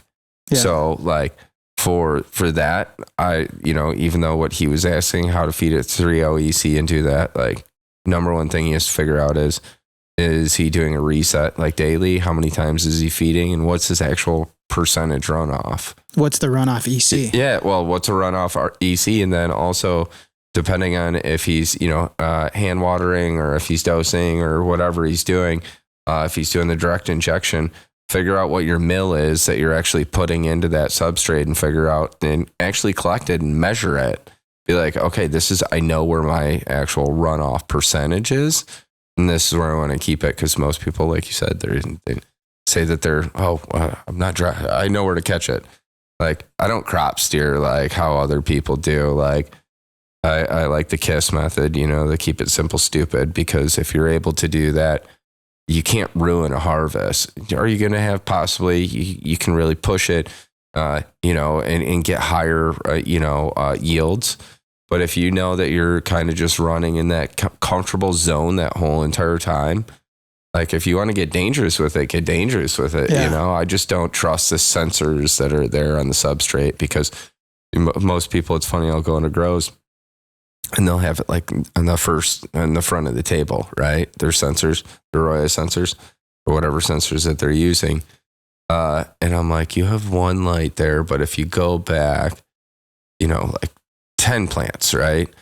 You have basically 6 light, or 3 on the side, 3 on the side on the lap, and then 3 over, you're getting completely different numbers, and it could be drying back different. So it's hard to trust the sensors. It is hard. This is why I talk about you're the best sensor. You got to calibrate yourself with your equipment for sure. You can't have a sensor in every pot. It's just not going to happen. So going into it, it's dryback. A lot of times it's dryback. I also want to preface this with, how does the rest of the plant look? If all you're worried about is just this little bit of tip burn, but everything else is on point and fire, maybe you're okay. Sometimes you got to step back just a little bit and get big picture of what's going on in your room. And I think that's hard sometimes, because you get into it, and you're you can really get fixated on this one thing, but if everything else is doing great, maybe that's okay.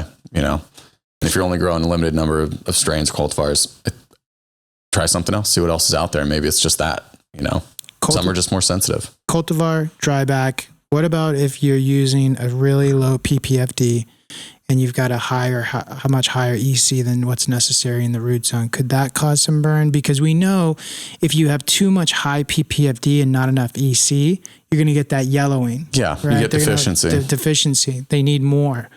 But if you have low PPFD and high EC, would that the opposite effect, or is that No. Normally with high PPFD, you also get higher transpiration rates. So like some of these things are coming hand in hand. So I think there's like this other component to it, there's lots of times that you can actually run, and this is if you're in a high humidity environment and you had low PPFD, you actually would want to run a high EC. So like, I'm thinking like more for some of these greenhouse growers that don't have super control over humidity, these low light conditions and low or high humidity conditions, they actually need a high EC. Otherwise you have problems with calcium uptake. Because it's very passive, right? You need transpiration. So if you actually have a low EC down in there with low light, you don't get any real transpiration. You're going to start getting calcium deficiency. And so those are like botrytis conditions. And so actually there's that other play. The humidity has to be there.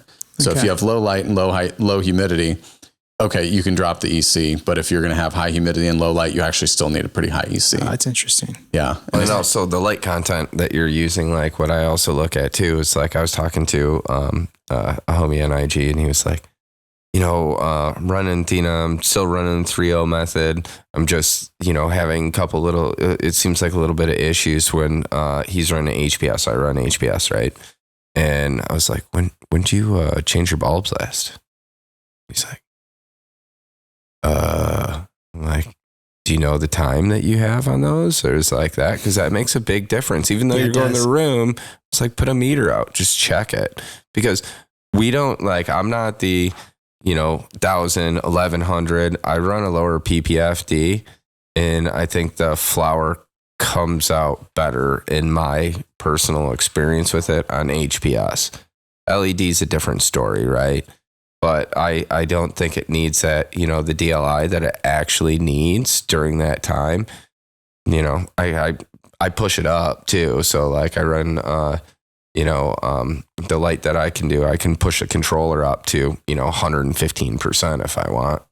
But, I always keep it right where it's at because the spectrum changes too on that. So if you have a dimmed down light, the spectrum's changing. You're giving it different things. So yeah, that's my personal take. Okay. Here's another one. What's the primary driver for terps and THC? Genetics. Because you got to have a high potential. Like grow garbage strain, you're never going to get, doesn't matter what you do, right? You're never going to get high quality out of it. So if you've got good genetics in there, hit all the right ratios, environmental stress, just get it in there, get the plant working, give it a little bit of a reason to produce its defense mechanisms. Trichomes, THC, these are all defense mechanisms for the most part. We've talked about some of the ways not to stress a plant if you can't control it. So I'm all about controlled abiotic stress. We use stacking. You're not a big stacker. I'm sure you have your other ways of stressing a plant in the room. Oh yeah. Everybody does something. You got your little tricks, but get that stress into the plant in a controlled fashion. I think that's the route. Like that's where the handbook kind of developed, right? When we were doing a lot of this work with Tony Buckets, I think this is kind of an interesting thing. Water culture is a really good model for doing research for tissue analysis because there's no soil interaction, right? So you can apply these nutrients in a known ratio. You're not worried about irregular irrigation. Like the plants are just swimming in these nutrients. And what we found is, cultivar to cultivar, we had some strains that were absorbing 50% more calcium than their neighbor in the same exact system, same nutrients, same concentration by tissue testing, and we monitored weekly all the way through the cycle. That's dope. Yeah. And so when a lot of people want to look at these tissue samples analysis, I think what we find is hit the range of sufficiency. Don't starve your plant in any weird, strange way. Don't have these hidden hungers. Don't give your plant calcium deficiency. Don't do a fresh water flush. That's actually not stressing the plant in the right way. It's rupturing cell walls. You're stopping plant metabolism. That's why I don't believe in flushing. Don't do a zero flush. There's so many people that do, and when you're doing that, you're hurting your heart. There's people that still to this day are doing a 10-day flush. We pretty much changed most of them, but yeah, but then get the plant to you want it to use its genetic potential, right? It has to have a reason to do so. Like, this is going to be a horrible analogy, but like, Arnold Schwarzenegger has the genes to be very muscular, right? But if he doesn't stress his muscles, they're not going to grow on their own.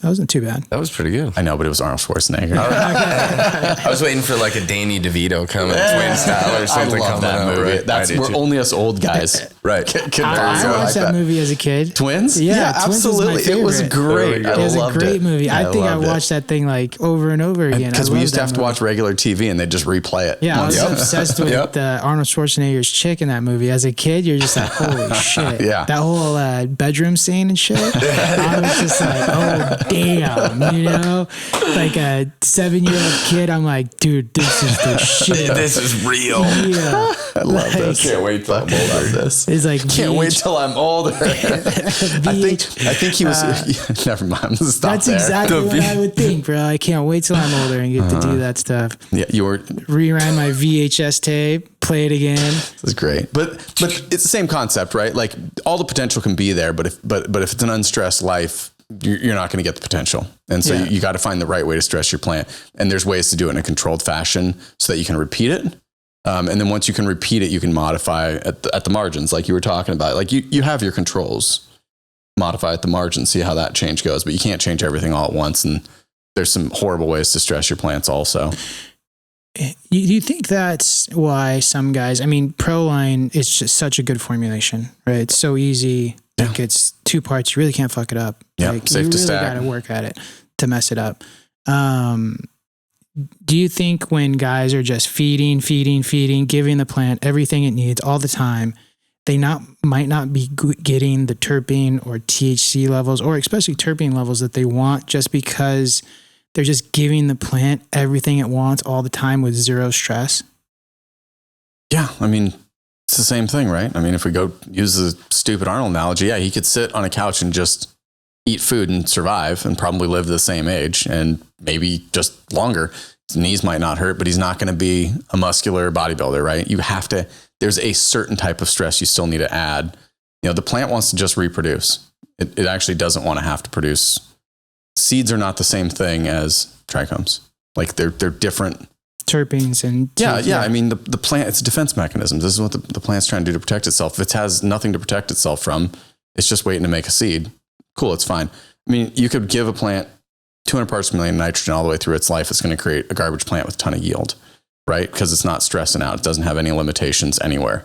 And so it's just selecting the right kinds of limitations or osmotic stress, And I think that we've done a good job of finding out what those are, like as we've developed, even within the company, our own recommendations. We started at 2EC, right? We weren't getting the stacking and the outcomes quite that we wanted. So we decided, no, let's up that a little bit. Let's start testing some of these boundaries, and we found consistent results. You can feed it 2EC, but you have to understand how to stack the media. And it was more challenging. Yeah, it's more challenging. A 3EC, you can feed a 2EC, but a 3EC is easier universally for guys to get what they want. Yeah, I think 2EC is easier in dry California at sometimes because you can run a dry room and you can stack fine because you got a ton of evaporation. It's a little bit easier. I don't think if you're getting up into some of these humid places, I'm like looking at you in Florida and I'm just thinking, good luck getting super high transpiration rates. How much dehume are you going to be running in a place like that? Like you're just fighting everything. So 3 was a lot easier. A lot of these sealed rooms, it was a lot easier. And I think as everything got more buttoned up, 3 is easier to stack, and use less water at the end of the day. And you're doing less dehume. Like ultimately it just slows down that whole loop process of transpiration, dehumidification, and just save yourself some work. The ways to stress the plant is irrigation strategy. Yep. Fade. Yep. Nitrogen. That's nitrogen stress. Fade stresses the plant at the end. Are there any other things? Defol, herbivory. Everybody's doing a selective defol, You can also do water temp as well. That can also stress the plant at the end and bring out, different colors. THCA. Or not convert your THCA. Water temp. Yeah. Any other things that stress the plant at certain times that improve? People are doing light stress. I think what we're going to see some work getting done with is some of these LEDs, and a lot of companies are kind of working on this, trying to quantify what they're doing with some of the far red work. And, I I'm really interested and curious in how this goes, because I think we will see a few advances in that avenue, just because it's such a young industry. The LEDs, like, think about where some of this started. Remember, like the some old Lumigrow lights, like way back in the day, right? It was just because they could, not because it was working, but they could, and they knew that was part of the future. Props to them for starting some things that are way beyond them now. But I think we're going to get a lot farther, and people are doing that work right now. Last event I was at, there was a lot of talk about that and kind of addressing what they were doing with some of their far red and trying to still simulate the HPS spectrum, because you can't cut that complete spectrum out like that. I was an HPS grower entirely. I'm HPS. Yeah, I'm HPS, and there's a reason I am. But like you see that a lot of the LEDs are now taking stuff from like aquatic life, from aquariums that have to have like living coral and certain things, being able to or now they're all adding lenses, and depending on the lawsuits are hilarious what they have out there. I'm like, oh, the 106 degree, that's mine. I patented it. I'm suing you. Fine, mine's 104. Exactly. So it feels good to be out of that business. Yeah. I can only imagine. It is interesting though that, when we're talking about quality, I do think we'll watch that move forward in the future. It's going to be slow though. I think this is where, there's going to have to be a lot more traditional science to get to the foundation of some of this, as opposed to applied science. And I think that's a distinction that we always kind of walk one side of or the other. So one of the number one things that drives quality is stress. Stress. Yep. All right. So here's one: thoughts of eliminating grow and using core bloom from clone to harvest. What do you think about guys using bloom through veg? I get it, and I think you can do it without a lot of consequence, to be honest. I think, especially with the shorter veg, with some of these guys, you can vary the ratios of core and bloom to get the impact that you want. For sure. It's doable. I don't think that we're going to go out and give a recommendation. No, and it just has to do with some of the ratios that are going on, right? I mean, there's a little bit extra phosphorus going on for sure in bloom, and like you want to hit some different numbers on phosphorus and potassium to your nitrogen levels. And you want a more vegetative plant, right? So you want to up those nitrogen levels. And so you can get there creatively using bloom and core, but we don't recommend it. I wouldn't recommend it. And I think a couple people, if you don't have to. Right. I think a couple people were more using it towards the, just after they, when they're sticking their clones. Yeah, go for it. And using it. But at the same point in time, you have so many different things that you can actually use when you're sticking your clones by taking a clone correctly. Taking it at the, depending on how many nodes you cut up, taking it there's your hormones, there's that. Normally, when I feed for my clones, after we do that, whatever we're feeding our moms is what we're feeding the babies going in, because that's what it's used to, right? Yeah. So that's what we keep at. I've tried to mess around with changing and doing a higher bloom feed, and I don't do it anymore. It was a good try. I think some guys are infrastructure limited, and maybe that's where that question's coming from, right? Hey, I've got a smaller grow. I'm kind of doing direct inject, and I've got this one setup of equipment, and that's what I'm working with. So, if you're limited, you only have a couple injectors. And you're vegging for 2 to 3 weeks. Yeah, you can get away with it. You can get away with it. Hand water. Hand water. I'm against it. It is veg. Change. It is veg, so it is easier to hand water and veg. I'm against the change. Like I said, I've tried it, and the success rate was a little different. And I didn't because if once you have the healthy plant in veg, if there's something that actually happens during that time, it'll affect it in flower. No, for sure. So that's why I try not to mess around when I know that's one thing that it works. It works. Yeah. That works. So it's cool that they're experimenting and they're doing whatever, but it works. Yeah. Okay. Here's another one. How long should you wait in between mixing the different parts for it to cool down, bloom to core? Yeah, I'll touch on this. So make a stock tank, guys. For all of you that are still adding the the salts directly to your batch tanks? I know you used to love doing this. I know. I don't think you should make a stock tank. I disagree. Well, I think it's we find disagree a way on this. That's fine. We disagree. But that's because you had a process that always works, but it's harder to teach that because there is a patience level, because you should wait for them to completely dissolve first, but it's not always easy to ensure that it's completely dissolved, right?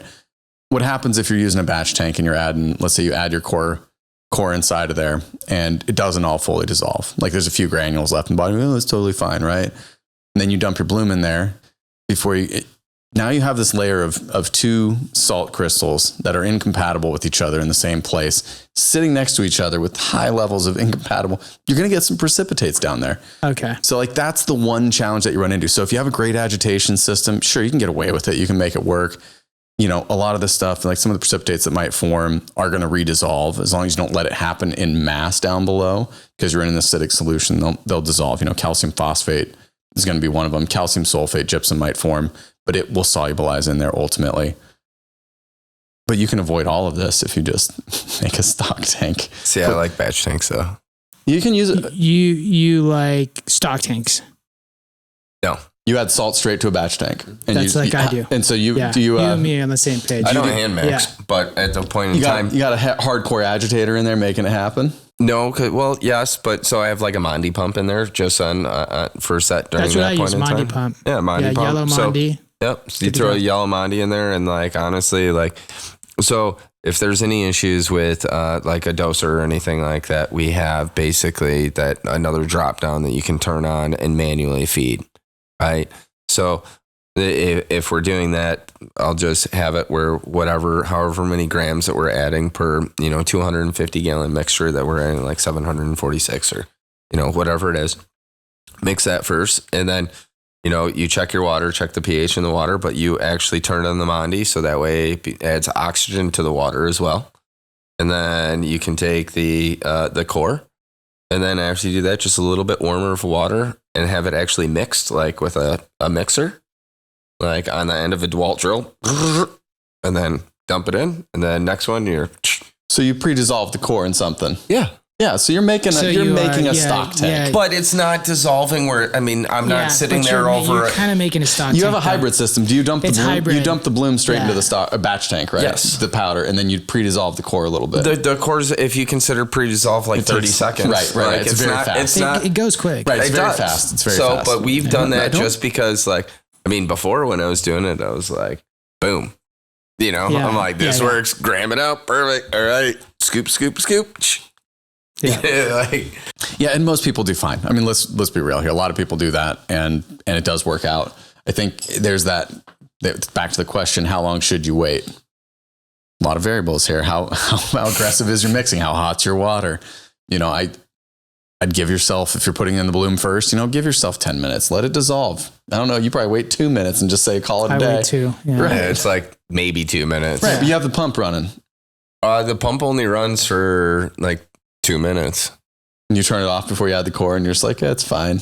Or 2 minutes after you add the core. No, so like 2 minutes after you add the core. You guys are killing me right now. Sorry. It works. It works. That's okay. That's okay. That's why we're all here though, right? It's not. But that's why I have the Mondi pump in there and it's like, and then like, cause here's the thing, you sit there and you're like, if you have a ladder to get up to the stock tanks, right? And you're sitting there and you have a ladder and you're like dumping in with a 5 gallon. I look at it and I was like, I can see the bottom. That looks beautiful. Okay. Next one. Here. And you're like, all right, next tank. Like that's it. That's where it goes. Fair. I guess for me, I'm always about like, how do you make it as perfect as possible? Yeah. Which, as you should be. And that's where for me, a stock tank, right? It's like, there's zero variability if you're using a stock tank between drip 1 and the last drip when you're adding it in there. So then you take out any last little tiny bit of uncertainty. There's not a lot of uncertainty. Let's be honest here. Like top scoop in the bag, bottom scoop of the bag's very similar. But you know me. I would batch tank it up. I love that. How clean is your house? Tank. I don't know because I don't spend a lot of time there. It's clean. It's clean. He sleeps there. Yeah, that's pretty much it. Well, that's a funny thing is like on the carpentry side, right? There'd be things that like I would do for like friends or family, and my wife's like, "Wow," she's like, why the fuck aren't you doing that at our house? Come home and do this. Because I'm already doing it there, you know? Right. You know, just because you know it's the right thing to do and you do it the right way for other people, the only person you can be lax with is yourself. Right. Because you only have permission to be lax from yourself. The other people expect better. Right. So I get that for sure. My house is fairly clean, but I have got a lot of questions to answer. All right. So talk about mixing practices more in depth with Balance Pro and Pro line, precipitants, fallout, foaming, causes, how to avoid when hand mixing batch tanks. All right, big compound question. What was the first part? Is Balance and Balance Pro? Yeah, Balance Pro. I think sounds like a Balance Pro, more lean towards Balance Pro. Okay. Yeah. Well, so Balance Pro, carbonate buffering system. I think that's really why we have the product, right? Carbonate buffering system is great for pH control in the root zone in general. Combine that with the phosphate buffering system that we get from the nutrients, and you have a really stable solution.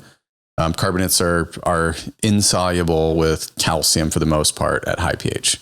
So as you go down the pH chain, you actually change from carbonates to bicarbonates, and bicarbonates are very, very soluble. So the idea is you want to get your pH down to get this from carbonates to bicarbonates quickly. The reason we don't use potassium bicarbonate in the first place is because we want more punch. We want to get more pH adjustments, so you're not adding more than you have to, because as you keep adding more and more, you're actually adding more potassium, and we designed it so that there's the right ratio of potassium that you're getting from your pH modification so that you get the balance.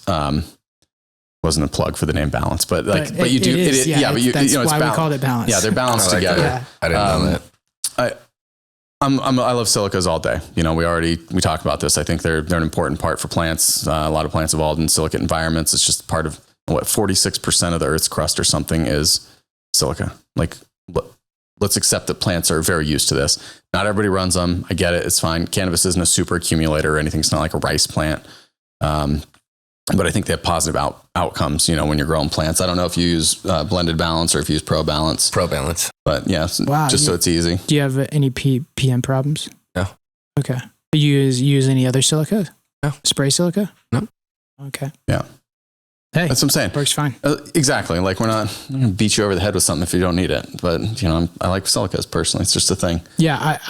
We do have a 55-gallon drum, though, that depending on also on the flower basis or where we're at in flower, too. Does that make sense? What do you mean 55-gallon drum of what? The balance. Blended balance. Blended balance. Yeah, liquid balance. But do you use it? We'll use it in veg all day long. Okay, so you prepare it. So you prepare the plant with silica. Yeah.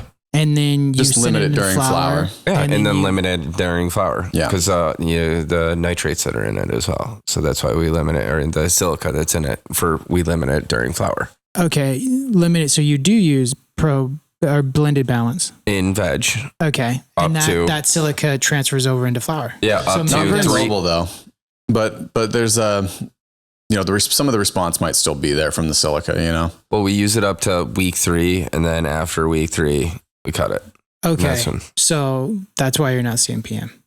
Yeah, you got a little bit of it in that leaf tissue already. And it's probably stopping a lot of it from forming in the first place. You don't have a lot of inoculum.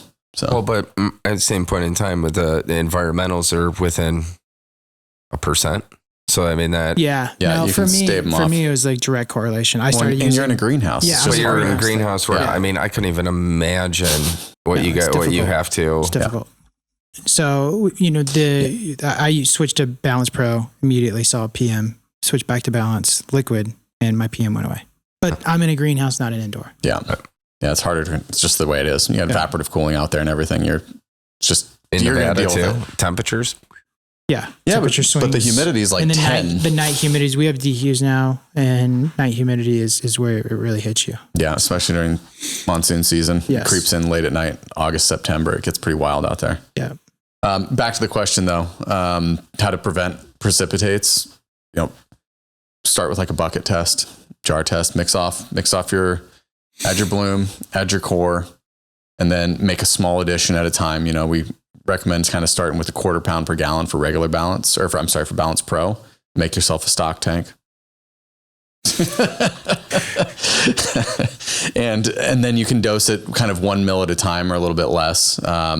If you don't like that amount, you can go for 1/8 of a pound per gallon, 50 grams into a gallon. So it's easier to dose. And then all you're going to do is you're going to basically measure the pH.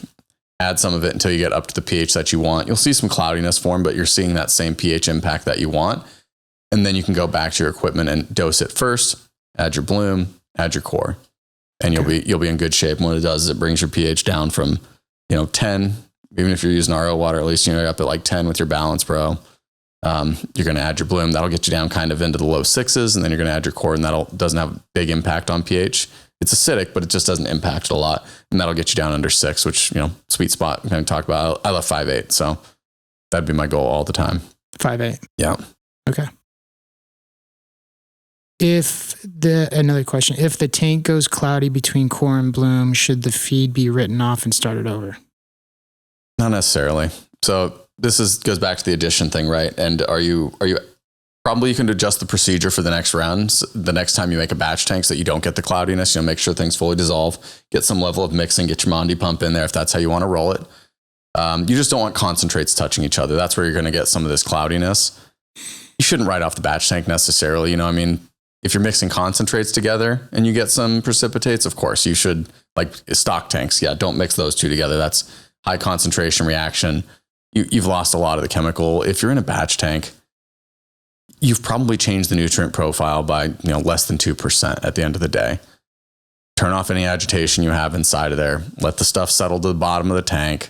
Go ahead and irrigate. You're going to be done within a couple of days. 98% of the nutrients are going to your plants the way you intended. Clean that up out of there. Improve your procedure. Do a little bit more mixing between your additions. Be on your way. Okay. No reason to throw it away. Okay. Cool. Why are ratios between metric and imperial different?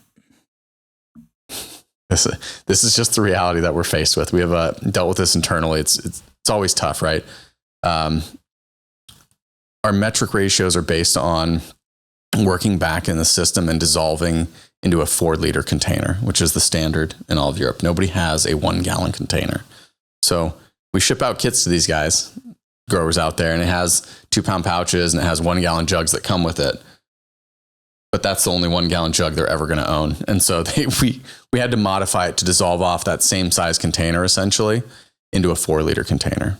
So the ratios are the same. Elemental ratios are the same. Ratios of the two ingredients to each other are the same. If they don't look like they don't anywhere on the feed chart, I assure you it's a rounding error. Just because we're not going to list out decimal places forever, because it makes people think and focus on the wrong issue. The difference between 19.1 milliliters and 19 milliliters is not your problem. If you're having issues, just stick to the whole milliliters. So that's where you might see a rounding error. But other than that, ratios are the same. Just use a little bit more because it's slightly more dilute because it's going into a 4-liter container. Okay. Gotcha. What are the effects of using fade longer than recommended? Yeah, we touched on this a little bit for sure earlier. There might be a yield penalty. If you don't have enough nitrogen in the plant, it'll finish early. And sometimes you'll actually see a yield penalty for sure. It sounds like you get a little bit of hash production increase out of it though. Yeah, hash production increase depending on how long you take it. But my number one thing is just, cause you're not going to tell a cultivator on like, you're going to give them the tools, right? And I'm still calling it the Bible, even though it's a handbook, but when you're able to give that, but you're not able to be like, well, here, I'm going to tell you exactly how to grow. I'm going to tell you what substrate to use. I'm going to tell you this. I'm going to tell you that. I mean, you totally could and give it that like that, but you don't want to because anyways, the defoliation, the last of the defoliation, I found out between day 42, day 45 is key. Like that is that because you still need that nitrogen in the plant. If you pull it all from there, you're going to get where the plant will burn up. And that's just what's going to happen if you're running that. It's ready to die. Yeah. It's just all nitrogen's gone. It's like, well, that's the end of that. Adios. Yeah.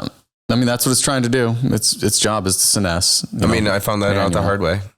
Yeah. I kept running on the side. And when, I was talking with Henry and, Chris in the beginning on the R&D processes of it, and I was running, the same way. I'm like, what the fuck am I doing wrong? And then too I'm hot like, and heavy on the front end. Yeah. So, like I also tried the powdered calcium, and that was it. And I realized that, hey, listen, lighter strip, which is less labor. That's fantastic. That's a good thing. Yeah. That's great. Yeah. I like your strategy of focusing on light penetration, so you get a little bit denser down below and just picking off those like man, this one fan's really fucking up my light penetration. It's just the one, right? And if you can look over your canopy, like look down, not look up. So the way that I look at it is like, if you're looking up, like, so, you know, most canopies, at least my canopies, 8-9 feet, like where it's actually at the finish. Cause we have 3-foot tables, plants after your median, after your stripping, after everything, depending on where the varietals grow. Let's just say it's 8 feet. Okay. So what we'll have are those that they use for drywall. So they're the aluminum. You can pull them out, open them up. Then they're just like one giant sep. They're 3 feet long. And scaffold. They go up to, a little scaffold. Yeah. So you can when you disinfect the room, you spray them down. Everything's fine. Power wash them. They keep great, hold up great. But that way you can be over top the plant. And you can be looking down and be like, okay, here, this is where I need to be pulling from.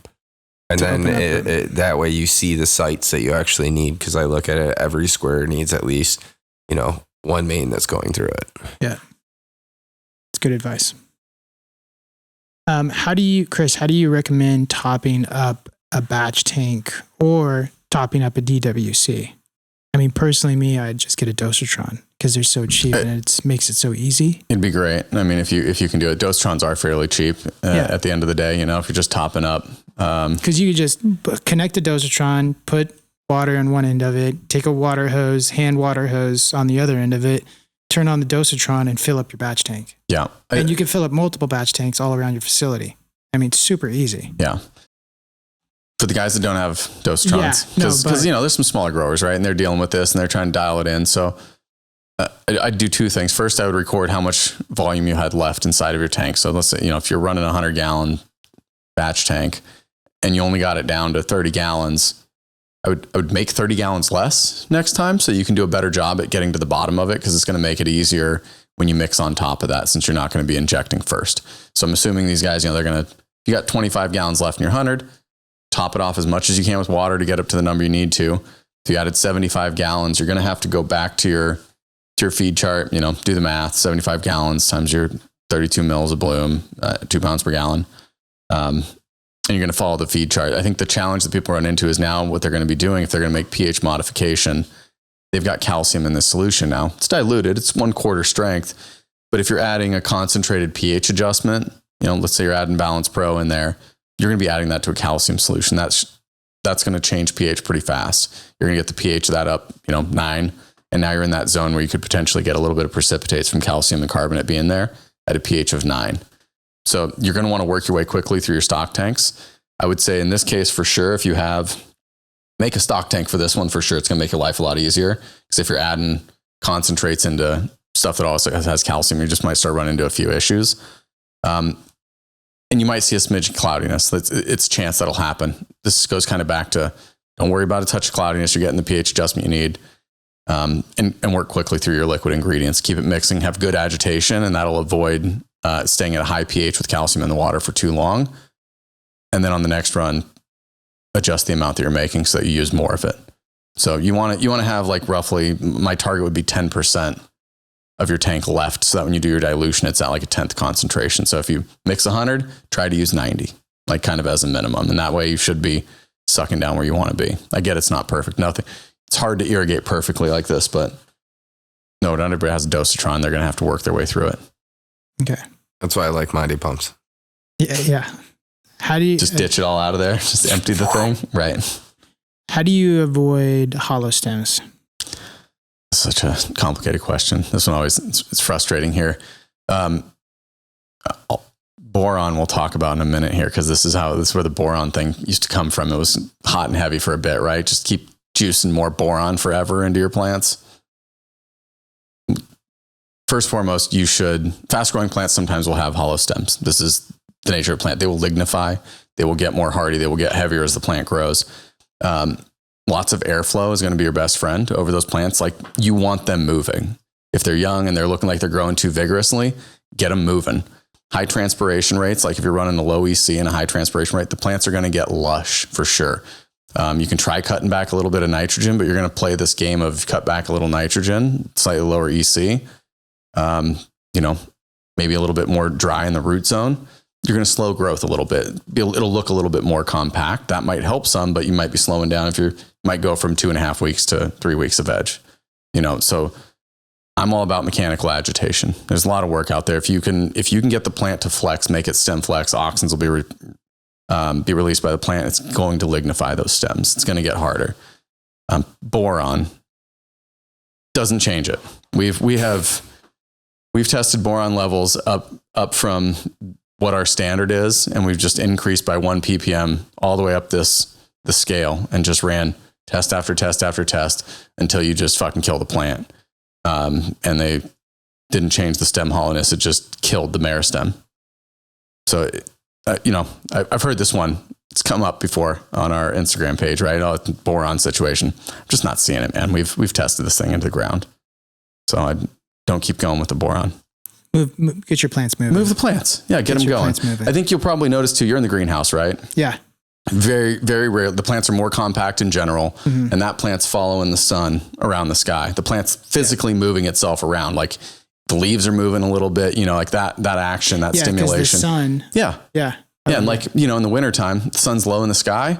Guess where all your leaves are facing? The whole plant is turning and facing south to the sun level. Like if you stand on one half of the greenhouse, the north side, and go walk over to the south side, it looks materially different because the plants are like, where's my light? And I'm sure you got supplemental in there, but they still do it to some degree. Yeah. Well, it's crazy. I did a time lapse when we had that DW room like 10 years ago, right? And when you see the growth of the plant, it actually spins while it grows. Yeah. So it's like, but you could see it because it would be the time lapse when the lights would come on, right? Like when it's coming, you could see actually it like move towards, just wiggling around, finding its best place to be. Yeah. It's optimizing itself. There's signaling pathways, there's chemicals that are going through the plant, and it's a feedback, right? It's a response loop, and it is pretty wild. Like you don't notice it, but just think about how fast a plant really can move. If it moves a little bit of water here, a little bit of water there, it can expand a cell here. It's pretty crazy. It's awesome. Using blended line, is there too much nitrogen and CalMag to use it at the back half of flower? If you follow the blended line feed schedule, you will be good. If this question is kind of directed toward using fade with blended line, you don't need to use the CalMag in addition to fade and PK. So when we get that feed chart out, that'll reflect that. No harm running the feed schedule as it's described. If you keep adding extra CalMag, sure, you're going to add some extra nitrogen, but there's no reason to keep adding additional CalMag beyond the feed schedule. I would trust the program on this one for sure. Like blended line's not going to give you too much nitrogen.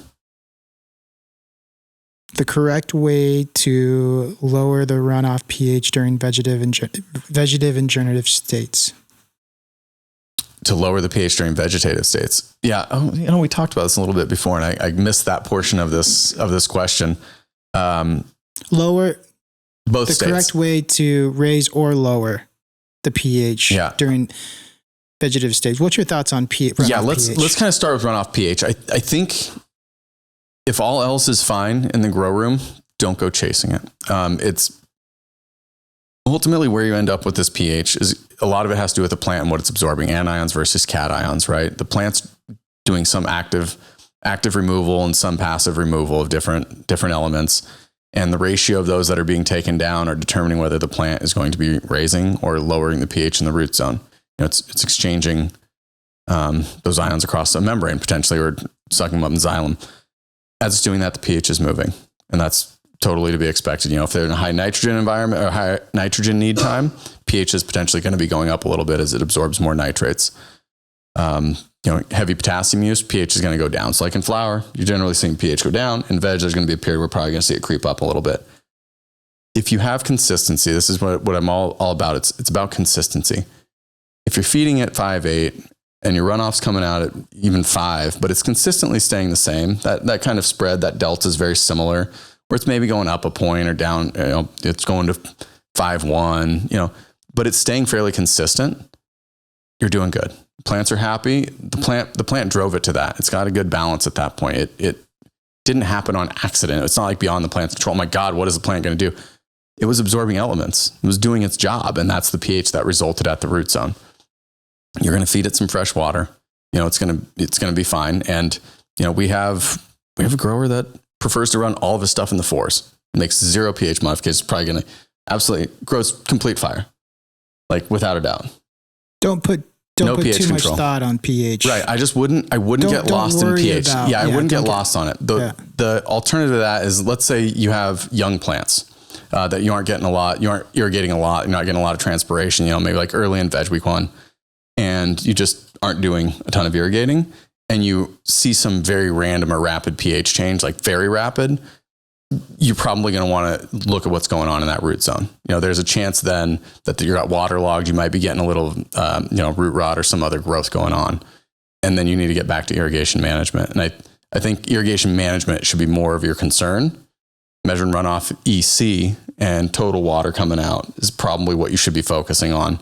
Don't keep chasing this pH. The pH will lead you down a wormhole that you won't be able to come back. And then you'll be messing up things that you don't realize that you're messing up because you're trying to fix a pH. Yeah. And the funny part is, like, we have people, this happens. They keep trying to raise the pH on the front end. The output never changes because the plant's still, right? Exactly. And then they get to a zone where they get kind of, I'm going to go, I've got IPV, I've been running LEDs, right? So they're like, I'm already feeding at a 3.5. My runoff's coming out at 5.2. I want it at 5.4, 5.6. So then they just keep increasing it. And then they're at like 6.5 and, pH and 3.5 EC. And then they start getting batch tank problems. Yeah. Because they're pushing it the wrong direction, and like those just aren't stable conditions for water. And so just let it go. You will chase runoff pH forever and you're not going to change anything. I did it before. And then now I'm just like, we have like a actual, thing that when every day per feeding, just every plant, so we have trays underneath, then they'll be actually physically checked on all 10 tables. So all 10 tables per flower room. So 10 tables a room will be able to collect the runoff. And then they write it down and it just says starting pH, starting EC. And then after that, that's all we have for pH. But then we'll have runoff amount, EC, this, that. pH isn't mentioned again. Because if you do, you will. And it leads to you just really fucking your grow up, actually. Yeah. When you're chasing that. Because you forget to look up. Like, you're looking like this. Look up at your plant. Is the plant happy? Because it's driving that. Right. It's pushing it where it's going. Okay. Don't chase it too much, guys. Okay. Let's give Chris a break. Ghost. Yo. Favorite terp profile, favorite single terp. What do you look for in a cultivar as a keeper? So, that's a real, hard question. So like, you have your limene, you have your myrcene, like they're now like, actually I started looking into things that are actually coming out or not coming out. They're already present, like sulfur terpenes that are crazy potent, right?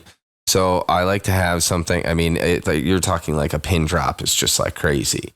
So, me personally, I do like those candies. That's what I've been kind of going after as of recently. But for me to say something on like, what do I choose on like a cultivar, or what does like the team choose on the cultivar? It really like has to hit all boxes for me. It's not always just a bag appeal. Yield does put into consideration what does it do in hydrocarbon and what does it do in hash. So that way, if you have something at that point in time, you get backlogged on a certain, strain or flower or this, that you're able to be like, well, hey, okay, I have 10 pounds left of this from that crop. It's from the previous run because we crop monthly, right? So sometimes it, depending on the resets of the rooms, it gets a little bit closer. So like we'll reset it super fast and then you'll all of a sudden, instead of being 30 days in you're like 18, 19, 20. So you don't want to get oversucked. So that way, then I'll make the team will make the executive decision, be like, hey, we're going to run this through hydrocarbon. It just crushes. Or, the number one thing is what is a gram per square foot? Like that finished wise that we come out with. And that's what we'll hold on. But I have some strains that just like don't yield, but I fucking love smoking them. So like I keep them in rotation personally for myself. And I may not be listening to the consumer as much. I'm not making as much as a profit from it, but I'm like, dude, this is fire. You know, like we ran that Haley Berry for that we won with ZA Olympics, right? Beautiful plant. The terp profile is amazing. Like I love it, right? But it's just not a crazy yielder. But I love the flower and the consumers love the flower, so I'm okay with it. But I could put something in there that, you know, that one I think yields like 55 grams a square foot. Yeah. I'd rather have something in there that's yielding 75 grams a square foot or higher. But I'm just like, I really like this plant. Yeah. Yeah. Can't always go after yield. Well, you can't, but then you also have to just I can't be like selfish and be like, okay, at the end of the day, you run a business. What's the actual profit margin sitting at this? What's worth the test? What's not worth the test? You know, we have a bunch of Jay's and Dylan stuff right now from their Bean Fiends. Like we just popped 5 new varietals of what they have going on. We're going to do some collaborations with them in Michigan. So, you know, it's finding what's the next one, because I know we've popped a ton of seeds and been like, nope, it's not even like a bummer, because when we can get back to the AR, right, is that like those people that also on the side of it, it's not just like 9 weeks and then 3 weeks to dry, cure, the burping process. You also have put in the vegetation process. You've put in if you pop it from seed. I mean, I have 9 months, 10 months, like wrapped up into some of these, you know, and it's all love. And you're sitting there and you're like, okay, nothing came out of this. Yeah. Or you get these hype boy strains that you get from people and you're like, oh, this is new hype shit. Just trust me.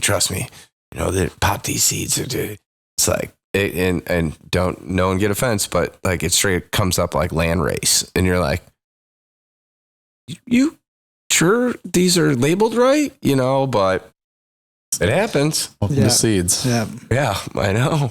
All right, another one for Ghost. What do you think about the pound price in Michigan, and what are your future expectations? Do you think they'll go back up, and do you think people can secure a better price? Yeah, I mean, it's 100%. I tell people never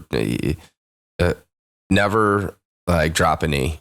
And like anybody that's in the Michigan market that's listening to this, at any point in time, if you're having trouble like selling packs, or if you're stuck with this one person that's like trying to pay you or trying to do whatever, holler at me. I'll try to do whatever I possibly can to get that number. Because as a cultivator, I know what it's at. You know, do we ask or command a higher price in the market? 100%.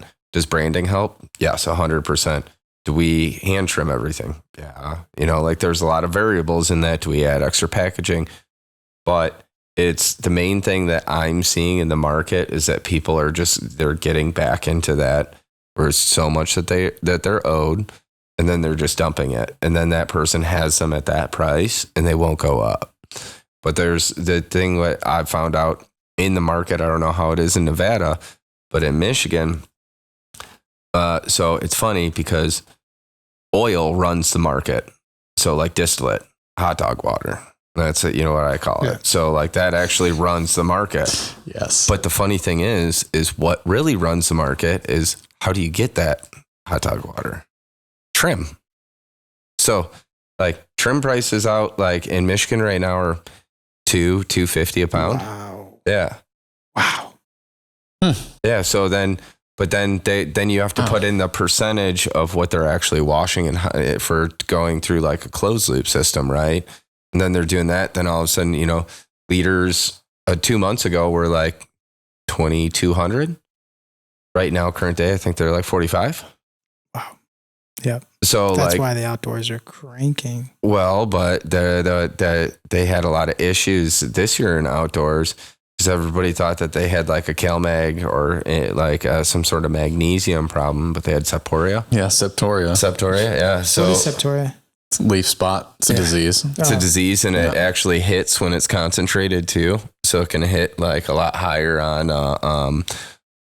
microbials. Oh, it's coming through in the concentrates. Yeah, it's coming shit. through. That's the problem is that everybody, I thought it was just smoking their crops. I mean, we saw a lot of people facing that challenge. I mean, it's pretty bad. Well, I went out and I didn't, you know, like, and I'm not trying to help people as much as possible. That's the thing out here. It's like, listen, I don't throw points on anything. I don't put anything on anybody else's work.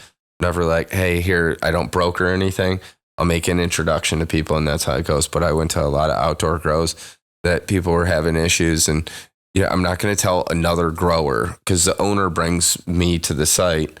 It's like, hey, Chris, what are you seeing here? Like, can you just like talk with the grower? And I'm like, yeah, sure. Like let's chalk it up. Let's see what we've seen, what we can come up with. There's a lot of ego when someone else comes in and steps on a grow like that. So I'll just say, hey, this is what I'm seeing. This is what I think it is. There was one guy with a 10 or 20 Class C license. So he had a lot of money invested into it. He went out there. The grower was a complete dick. And I knew what he had. And I knew what was going on. And I knew how to, I told him how he could help fix it where it's at that point in time. Not fix it, but help. So on the flower for the testing for microbials, what a lot of people don't understand is that if you do like a high pH water, that will kill basically all your microbial content that you have. Yeah, rupture a lot of it. Yeah. So you have a lot better chance of testing. So when you're going through that, if anybody's having like PM issues, if anybody's having that, just higher pH water spray, and then crop and hang. Hey, Maddie, what time is the Connect event? Are we going to be late? Time is it now? Okay, the panel's at 7. So we go on at 7? Yeah, they want us to be there at 6:30. 6:30? What time is it? It's 5 o'clock. Oh. Find a couple more good ones. Okay, let's see here. The old one. You want me to? I know. Is it past our bedtime? Yeah, I don't know. How should I ask it? Should I ask it? Yeah. Didn't they record that It's one? funny. No, well, I don't think we're going to play it. I don't know. I mean, you can. It got us. It was a good opening question. Okay, I'll just play it then. Oh, it's a car. Okay. Sounds like a Mustang. I was about to say, does somebody have a Porsche out there or something? Let's talk finishing. Let's talk about finishing EC. How do you guys run the taper to finish line, to finish the line and drybacks once you pass bulking phase? Oh, you say ask that again. It's kind of a Chris question here. That's kind of a ghost question. Yeah, Let's talk about finishing EC. How do you guys run the taper to finish the line and drybacks once you pass the bulking phase? I don't really taper though, so that's kind of you just run fade. Yeah. So me personally, I think with the tapering you can cause more issues. That's just my set, but I'm resetting consistently after day 21 and resetting my median. So I'm already, I guess I'd be tapering at that point in time. I'm still stacking throughout the day. I don't know that that's really a taper though. You're just changing your stack point. Yeah, but like I'm not like dropping from 3 to 2.5 to 2 to whatever. Right, I have a feeling your that additions are staying at the same rate. Yeah, I have a feeling sometimes that causes issues with the plant itself when you do that. But that's why, like when you're there's a lot of people that I know that just do straight RO water. I'm like, dude, you're killing your plant. It's killing it. It's ruined. Yeah. You got it there, and now you just. Well, that's the thing. You have I look at it as like sports, right? Like, so you can come in the 9th inning with a closer. Are they going to be able to finish it for you, right? Or is that the whole team gets you there? But then you have that one person that like, okay, bro, you either got to get that strike or strike 3 outs, you're out, or that somebody in the team needs to catch that ball. So like, that's how I always look at cannabis, is that like, if you get it that far and the whole team gets you there, right? And then you're like, oh, I'm just going to hit it with water. Fade's going to come in and hit a home run for you. But that's why it's a relief pitcher. Yeah. I mean, that's exactly, I wouldn't even, yeah. I like that analogy. It's just, that was a good one. It is strange, and I think some of these guys, they see, or they saw, look, I got a little bit of a quality bump by cutting out and going RO at the end, but there's a risk associated with that just is completely unnecessary. And you can get the same results without the risk. Why would you not want the same results without the risk? Take that. Yeah. Just do it. that's the thing is that like, if you can have that closer come in and it's already there for you, why fuck with it? Mm-hmm. Yeah. Just get the closer. Yeah. Cool. I think that sums it up. We got to go to this event. It's going to be fun. Should be pretty dope. I heard some people aren't going to make it. Good warm up. Yeah. Somebody's not going to make it there. It is what it is. Yeah. Look, I appreciate you making it out to Michigan to come out and do this. Yeah. Yeah. No, hey, thanks for having us. Like, I really appreciate this. It's, like what you guys do for not just, my grow, but like my family, employees that I have, their families. Like, there's a lot of things that like you guys don't see on the back end that you probably don't even realize what you're doing. Like you're helping feed, 60 mouths. That's a pretty big deal that you guys probably don't even think about on the side of it. Cause it's not just like, okay, if you have like 10 employees or 12 or 15 or 20 employees, it's also their wives and their kids that are there. So like, it's a big deal, what you guys are doing, and you guys don't get the recognition. And it sucks when I see like, it makes me laugh though, kind of, when I get like everybody that gets so salty in the comments, no pun intended, but I won't be reading the comments. Yeah. Well, no, it makes it even better though. It's like, cause sometimes I want to go on like when you guys have posts and you guys have certain things up and just, I want to talk shit to the people, but I don't want to like be like, oh, feel free. You get what I'm saying though, but it's like everybody needs some water, it's like, I'm like, oh, you sound a little salty. You want a drink, like it's just some of the things that like, they don't understand on how much that, it's not just going in and buying a salt, right? No. It's going in and getting a direction where there's other companies that aren't doing this for the community. Yeah. So, I mean, like I said, the Bible, I'll call it, that's what it is from when it changed. And, when I first saw it and you sent over the digital version, I think I read it in like a day, maybe 2. Yeah.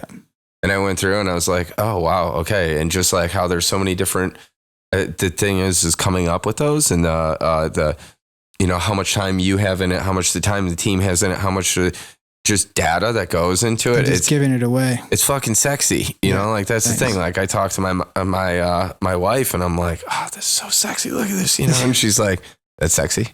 That's and I'm like, you just don't get it. Yeah. On that handbook, I got to give a shout out to everybody who was around me. I put a lot of time into it, but if it weren't for the team to take my ramblings and help basically get them into a nice solid book and some of the knowledge, and I'm not the irrigation strategy guy. We have other people. This is the work with conversations with guys like you and other growers out there. Like this is how we actually get the knowledge. We can't live in our own little bubble. Like it just doesn't work.